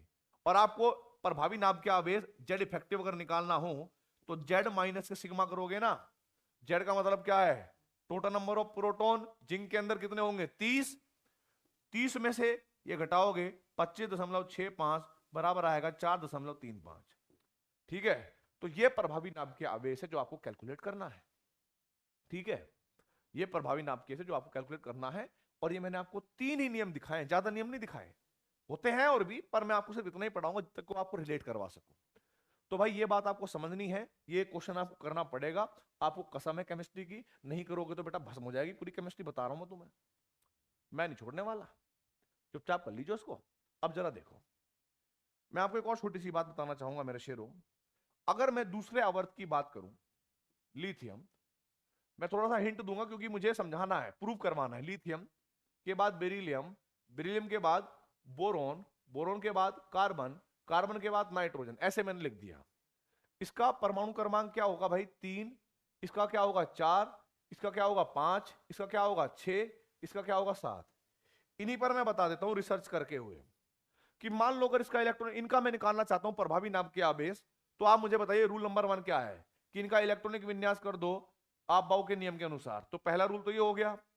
दूसरा नियम क्या है कि इनको कक्षाओं और ग्रुपों में अरेंज कर दो, ये भी कर दिया। तीसरा नियम क्या है, आप फार्मूला लगा दो, सिग्मा जो होगा उसका फॉर्मूला था NOG -1 गुणा 0.35 प्लस के NP यानी पिछले वाली सेल में इलेक्ट्रॉन गुणा 0.85 प्लस के NL यानी लेफ्ट हैंड साइड में जितने भी इलेक्ट्रॉन बचेंगे उनकी 1 से गुणा कर देनी है।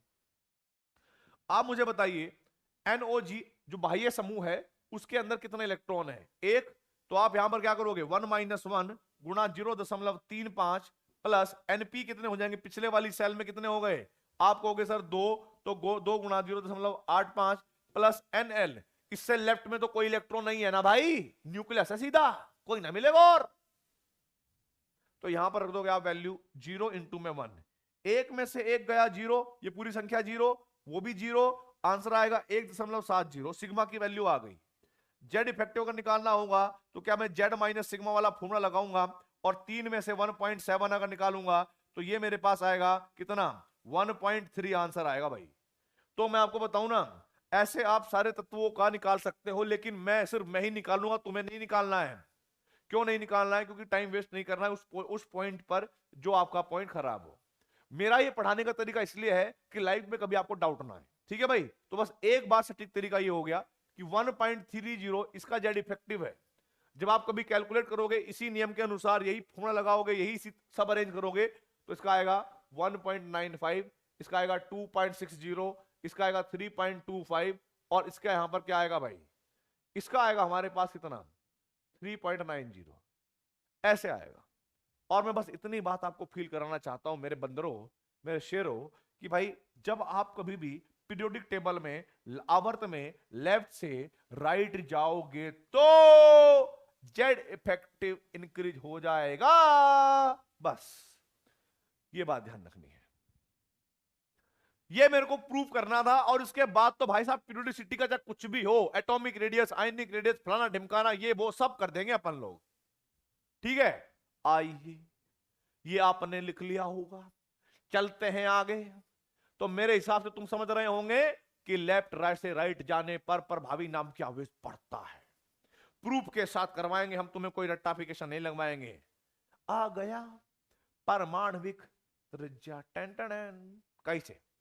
मान लीजिएगा कि आपके पास पीरियोडिक टेबल है, आप लोगों ने या तो मॉडर्न फिजिक्स, आधुनिक फिजिक्स, आधुनिक भौतिकी में पढ़ा होगा, या फिर स्ट्रक्चर ऑफ एटम में ऋतिक सर ने आपको करवाया होगा क्या, कि सर बोहर का नियम, बोहर मॉडल, और आपको यह बात बताई होगी कि एक फार्मूला दिया होगा R बराबर 0.53 बटे एन स्क्वायर, और सॉरी एन स्क्वायर बटे में जेड, और ये फार्मूला से हम रेडियस कैलकुलेट करते थे, त्रिज्या कैलकुलेट करते थे घूमते हुए इलेक्ट्रॉन की, कि वो न्यूक्लियस से कितना दूर है। यदि हमें उसका सेल का नंबर और उस मोनो इलेक्ट्रॉनिक स्पीसीज का परमाणु क्रमांक पता होता था, तो जैसे मान लीजिएगा हाइड्रोजन का अगर 1 है तो जेड के यहां पर 1 रख देंगे, और फिर हम जेड की बाकी जो सेल होंगी, कक्षाएं होंगी, उनकी त्रिज्या हम कैलकुलेट करते थे। बोलो हाँ या ना यार, बोलो हाँ या ना, अभी निकाल के मारूंगा इधर से। तुम कहोगे सर याद तो आ रहा है, लेकिन बोहर मॉडल का एक वो भी था डिसएडवांटेज, एक कमी भी थी भाई साहब। उनका मॉडल सिर्फ हाइड्रोजन लाइक स्पीसीज के लिए ही एप्लीकेबल था, यानी हाइड्रोजन जैसी चीजों के लिए एप्लीकेबल है, बाकी के लिए था ही नहीं। क्यों नहीं था? बोहर बाबा को लगता था कि अंतिम इलेक्ट्रॉन न्यूक्लियस का टोटल चार्ज एक्सपीरियंस कर रहा है जेड। अभी हमने सब कुछ बताया आप लोगों को यार, सब कुछ तो बताया। इधर देखो, ये इलेक्ट्रॉन न्यूक्लियस के थोड़े बहुत चार्ज को एक्सपीरियंस करके जिंदगी काट रहा है भाई।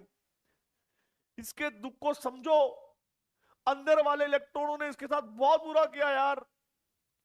लेकिन सुनो, इधर देखो, अब लेकिन मुझे एक बात पता है, बात समझ में आ गई, लेकिन for all type of element, या फिर कह लीजिए for multi electronic species. Multi electronic species का मतलब क्या होता है, कि जिनके अंदर एक से अधिक इलेक्ट्रॉन है, चाहे वो बेरिलियम, लिथियम, सोडियम, सब के लिए फार्मूला पता है क्या होगा, R बराबर 0.53 एन स्क्वायर सेम, जहां जेड था वहां जेड इफेक्टिव कर देना, बस जहां जेड था वहां पर जेड इफेक्टिव कर देना, बस क्लियर हो गया। अब जरा देखिए, हटाओ इसको, हट हट, बेकार बेकार। हमें पता है कि भाई जब कभी भी मैं लेफ्ट से राइट जाऊंगा तो क्या जेड इफेक्टिव इंक्रीज होगा? बोलो यार। आप कहोगे सर बिल्कुल होगा, लेकिन अगर मैं लिथियम की बात करूं, एग्जांपल दे रहा हूं एक, या मैं बेरिलियम की बात करूं, या मैं बोरोन की बात करूं, तीन ही ले रहा हूं, ज्यादा एग्जांपल नहीं दूंगा, तो भाई हम कहेंगे इसका इलेक्ट्रॉनिक विन्यास है 1s2 2s1, इसका होगा 1s2 और 2s2, इसका होगा 1s2 और 2s2 और 2p1। मैंने कहा ठीक है, हो गया तो क्या करें? अरे भाई सुन लो ना, क्या करना है? क्या इसकी सेल का नंबर 2 है, बाह्यतम सेल का नंबर 2 है, इसका बाह्यतम सेल का नंबर 2 है कि नहीं? परमाणु त्रिज्या होती क्या है भाई साहब? न्यूक्लियस से लेकर बाह्य वाले इलेक्ट्रॉन तक की दूरी, वो एटॉमिक रेडियस है, और उसके अनुसार ही परमाणु का आकार पता लगाया जाता है। ठीक है, इधर देख, सब में 2 2 2 कॉमन आया कि नहीं? अब यदि सबके में एन सबके लिए नियतांक हो गया, 0.53 पहले से नियतांक है, तो रेडियस की वैल्यू किस पर डिपेंड करेगी? आप कहोगे प्रभावी नाभ के आवेश पर, और हमने तो ये देखा भाई, आर जो है वो प्रभावी नाभ के आवेश के व्युत्क्रमानुपाती है। इससे क्या बात समझ में आई हमारे, कि लेफ्ट टू राइट जाने पर अगर प्रभावी नाभ के आवेश बढ़ेगा तो परमाणु त्रिज्या घट जाएगी सर। पता लग गई सर हमें बात।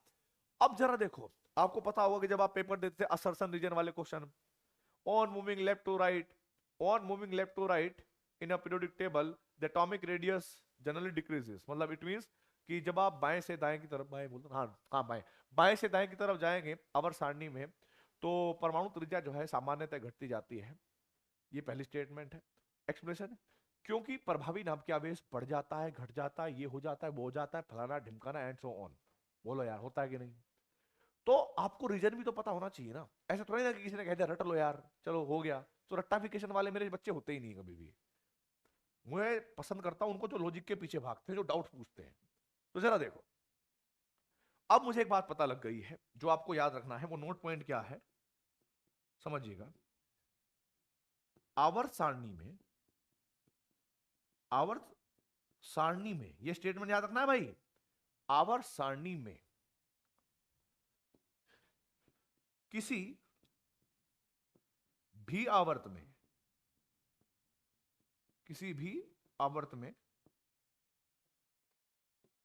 समझना, परमाणु त्रिज्या, भाई आज वाली राइटिंग पहले से बढ़िया आ रही है। पहला दिन था ना वो, उसमें मेरी गड़बड़ हो रही थी। हाँ, परमाणु त्रिज्या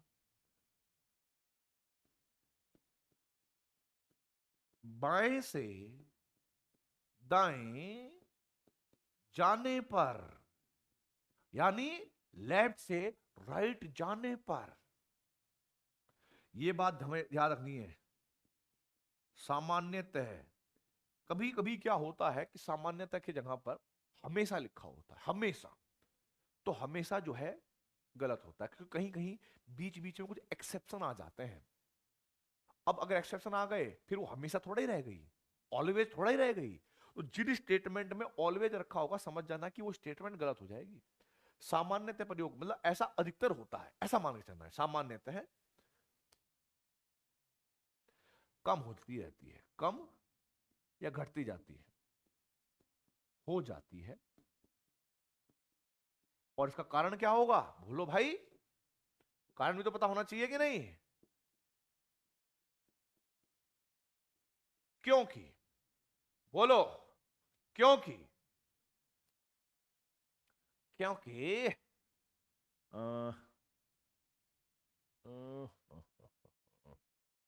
प्रभावी नाभ की आवेश, प्रभावी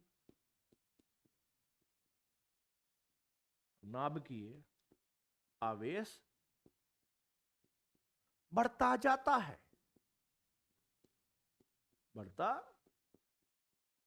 जाता है। ये स्टेटमेंट आपको अलोंग द पीरियड रहेंगी, और वो भी कब? सुनो, एक और बात ध्यान रखनी है। ऐसे यह नियम केवल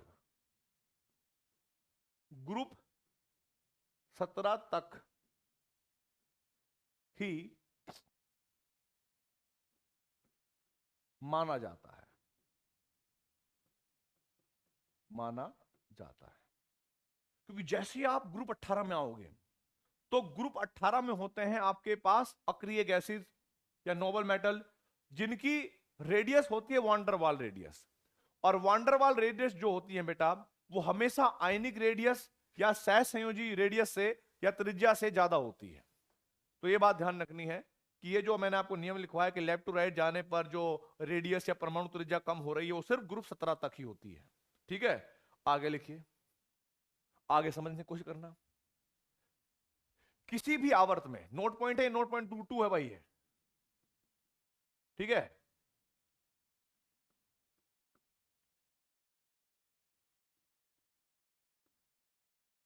किसी भी आवर्त में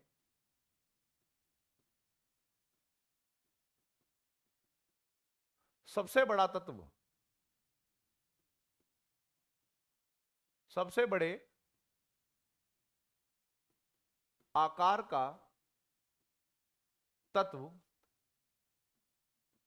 उस आवर्त कह लीजिए या उस पीरियड को कह लीजिए। एक ही बात, थोड़ी बहुत इंग्लिश यूज कर लेता हूं क्योंकि कुछ बच्चों का मैंने देखा था कमेंट्स आए थे कि सर थोड़ी बहुत अंग्रेजी का प्रयोग करा करो, मैंने कर लेता हूं कि किसी भी आवर्त में सबसे बड़े आकार का था तो उस पीरियड का अक्रिय गैस वाला तत्व होगा। लेकिन उसका रीजन भी देना पड़ेगा भाई, ऐसे थोड़े मानोगे तुम मेरी बात। होगा क्योंकि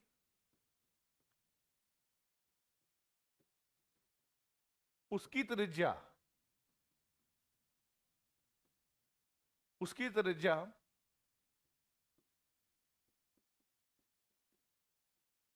वांडर वॉल त्रिज्या होती है। और आप लोगों को पता होगा कि वांडर वॉल त्रिज्या आयनिक त्रिज्या या सहसंयोजी त्रिज्या से सबसे बड़ी होती है। यह पॉइंट हमें ध्यान रखना है, इसीलिए वो अपने ग्रुप में सबसे बड़े होते हैं। राइट, तो आई होप आप लोगों को यह बात समझ में आ गई है, आप लोगों को यह बात समझ में आ गई है और इसको आप नोट कर लेंगे आसानी से। क्या बोला? आसानी से कर लोगे। जैसे अब मैंने जब ये आपको पढ़ाया है तो मुझे उदाहरण भी तो देने चाहिए। हालांकि मैं क्वेश्चन भी करवाऊंगा, ऐसा नहीं कि क्वेश्चन नहीं है, क्वेश्चन भी करवाऊंगा, पर उदाहरण के लिए आपको एक क्वेश्चन है जिसको त्रिज्या के घटते हुए क्रम में अरेंज करना है। कार्बन, नाइट्रोजन, ऑक्सीजन, फ्लोरीन, ये 4 दिए हुए हैं। और एक क्वेश्चन है जो आपको करना है भाई, बोरोन, नाइट्रोजन, ऑक्सीजन, नियोन। ये तो ये 2 क्वेश्चन जो है आप इसका डिक्रीजिंग ऑर्डर या इंक्रीजिंग ऑर्डर, साइन तो पता लग ही जाएगा आपकी क्वालिटी कीपैड में या फिर आपके कोई भी कीपैड में फोन किया जाता है। चुपचाप करके इन क्वेश्चनों को आंसर ना जहां पे दे दीजिए कमेंट में, ठीक है। और पता क्या आंसर होगा, इनका नाम क्या होगा? इस क्वेश्चन को आप 1 कहेंगे और इस वाले क्वेश्चन को आप 2 कहेंगे। तो 1 का ऑर्डर अलग देना है और 2 का ऑर्डर अलग देना है, कमेंट में करना है, ठीक है। चलिए आगे बढ़ते हैं। अब जरा समझिएगा, ये तो था मेरा किसमें भाई, आपको मैंने आवर्त में बताया कि आवर्त में परमाणु त्रिज्या सामान्यतः घटती है। अब मैं आपको एक और बात बताता हूं, जब कभी भी हम समूह की बात करते हैं, ठीक है भाई, तो हम कहेंगे, जब हम समूह की बात करेंगे, समूह का मतलब क्या होता है? ग्रुप। यानी इसका मतलब क्या हुआ? ऊपर से नीचे पीरियोडिक टेबल में, ऊपर से नीचे। यहां पर मैं पीरियोडिक टेबल बना देता हूं ऐसे, ऐसे, ठीक है भाई। अब प्लीज समझने की कोशिश करिएगा, होता क्या है जब हम ऊपर से नीचे आते हैं तो आपके सामने एक फॉर्मूला है R equal to 0.53 n square बटे जेड इफेक्टिव। यही मैंने सबके लिए एप्लीकेबल करवाया हुआ है, ठीक है भाई। अब प्लीज समझना, जब हम ऊपर से नीचे आएंगे तो मैं आपको बताऊं, जैसे मैं आपको दिखा भी देता हूं कि लिथियम है, सोडियम है, पोटेशियम है, रुबिडियम है, ये वाले तत्व हैं। इनका जो जेड इफेक्टिव मैंने कैलकुलेट कर रखा है। आप भी कैलकुलेट करोगे तो आपका आंसर भी यही आएगा, 1.30, 2.20, 2.20, 2.20, ठीक है। तो एक बात ध्यान रखनी है, जब हम ऊपर से नीचे आ रहे हैं तो हमारा जेड इफेक्टिव भी कहीं ना कहीं बढ़ता है, जैसे लिथियम से सोडियम में बढ़ गया। और नंबर ऑफ सेल यानी कक्षा का नंबर भी बढ़ता है। तो हमारे माइंड में एक बात नहीं आनी चाहिए भाई कि सर अगर एन बढ़ रहा है तो रेडियस क्या होनी चाहिए? बड़ी, बोलो यार। लेकिन अगर जेड इफेक्टिव बढ़ेगा तो रेडियस कम होनी चाहिए। हम सुने किसकी बात माने हम? तो आपको एक बात समझना है, ये दोनों फैक्टर हैं जो परमाणु त्रिज्या को प्रभावित करते हैं, चाहे इफेक्टिव न्यूक्लियस चार्ज कह लीजिए या नंबर ऑफ शेल। सामान्यतः नंबर ऑफ शेल का, क्योंकि हम वर्ग भी करते हैं और एक बड़ा नंबर है, बड़ा चेंज है, सामान्यतः एन स्क्वायर यानी नंबर ऑफ शेल ही डोमिनेटिंग फैक्टर होता है, मतलब जिसके अनुसार हमें आंसर देना होता है। ठीक है भाई, लेकिन कहीं कहीं पर एक दो फ्लक्चुएशन, एक जगह कोई एक्सेप्शन आ जाता है, उसको मैं आपको समझाऊंगा वो कैसे कैसे है। अब जरा देखिए, आप मुझे बताइए, अगर मैं कक्षा का नंबर बढ़ाऊंगा तो रेडियस क्या होगी, बढ़ेगी। तो आपको पहले एक नोट पॉइंट समझना है कि सामान्यतः क्या होता है, फिर जहां पर एक्सेप्शन आएगा वो तो मैं आपको बता ही दूंगा। ठीक है भाई, सामान्यतः क्या होता है। ठीक है भाई, ये हम बोलेंगे, ये नोट नंबर आपका 3 हो जाएगा। तो यहां पर मैं लिख रहा हूं सामान्यतः पीरियोडिक टेबल में, पीरियोडिक टेबल में, पीरियोडिक टेबल में ऊपर से नीचे जाने पर, ऊपर से नीचे जाने पर परमाणु आकार कह लीजिए, परमाणु त्रिज्या, बात एक ही होगी। ठीक है भाई, परमाणु आकार बढ़ता है, पता नहीं कैसे लिखते हूं, बढ़ पढ़, ठीक है यही होगा, बढ़ता है क्योंकि, बढ़ता है क्योंकि कक्षाओं यानी n की संख्या बढ़ती है। रीजन तो मैं जरूर दूंगा, ठीक है भाई, ऐसे नहीं रटवाएंगे हम। तो क्योंकि परमाणुओं की जो है, कक्षाओं की जो संख्या है वो बढ़ेगी, यानी n की वैल्यू बढ़ेगी, तो सीधी बात है r जो है भाई वो समानुपाती है ना कक्षाओं की संख्या के। अगर ये वैल्यू बढ़ेगी तो ये वैल्यू बढ़ेगी, कई बात है। लेकिन कहीं कहीं पर थोड़े बहुत एक्सेप्शन आ जाते हैं, वो मैं आपको बताऊंगा, पहले आप इसको नोट कर लो। कैसे, जरा देखो होता क्या है कि जैसे मैंने तुम्हें ये लिखवाया वैसे ही मैं आपको एक और बात लिखवाऊंगा। वो क्या है, जरा देखिए, मैंने आपको बोरोन, एल्यूमिनियम और गैलियम की मैं कहानी बताता हूं, बोरोन, एल्यूमिनियम और गैलियम की कहानी बताता हूं।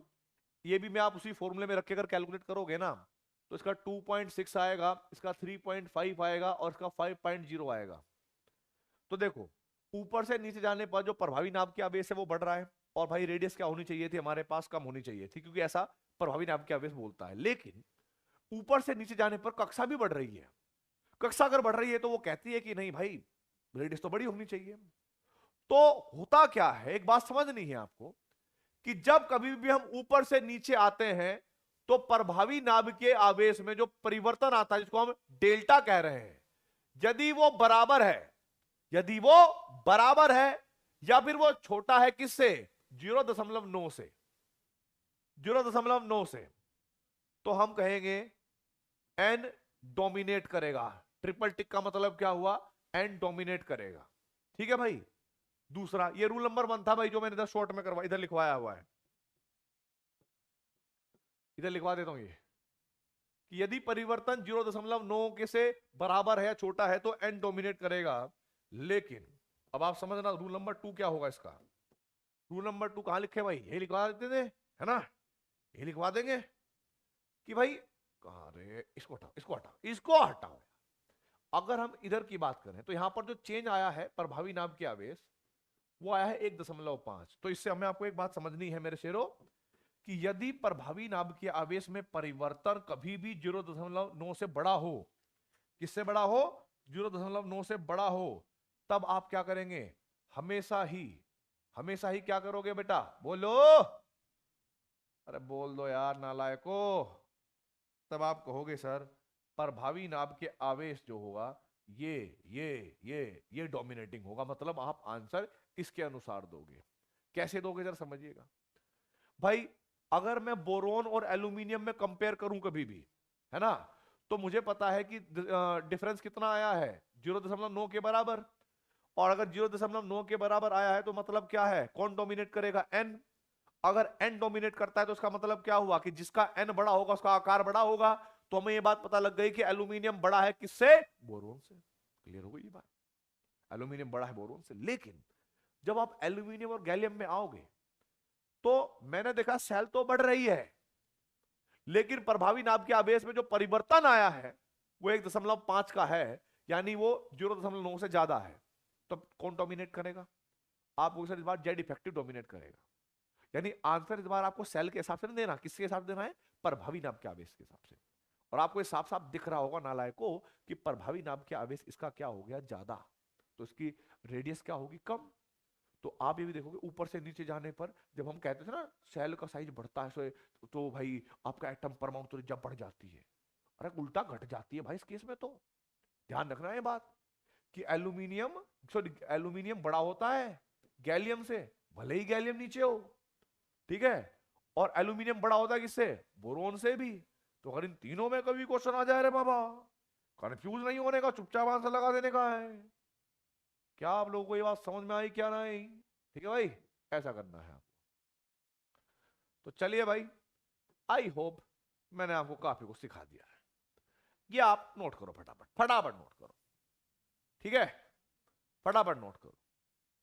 अब यहां के बाद जितने भी क्वेश्चन है, ऐसा नहीं कि मैं क्वेश्चन नहीं करवाऊंगा, देखो सम इलेक्ट्रॉनिक प्रजातियों का आकार, बाकी आगे, अरे आगे बढ़ो भाई, ये सारे बहुत सारे क्वेश्चन है, बहुत सारे क्वेश्चन है, एक आध क्वेश्चन नहीं है, 1 2 3 एंड सो ऑन, इतने क्वेश्चन है। ये सारे क्वेश्चन जो है बेटा जी हम अगले वाले लेक्चर में जो है वो करेंगे। आज आपको प्रभावी नाभ के आवेश जो है वो मुझे समझाना था और परमाणु त्रिज्या का एक इंट्रोडक्शन देना था। फिर क्या होगा और कैसे क्वेश्चन नेट में आएंगे, मैं मिलूंगा फिर से वापस अगले लेक्चर में। तो अपना ध्यान रखें, अच्छे से पढ़ाई करते रहें।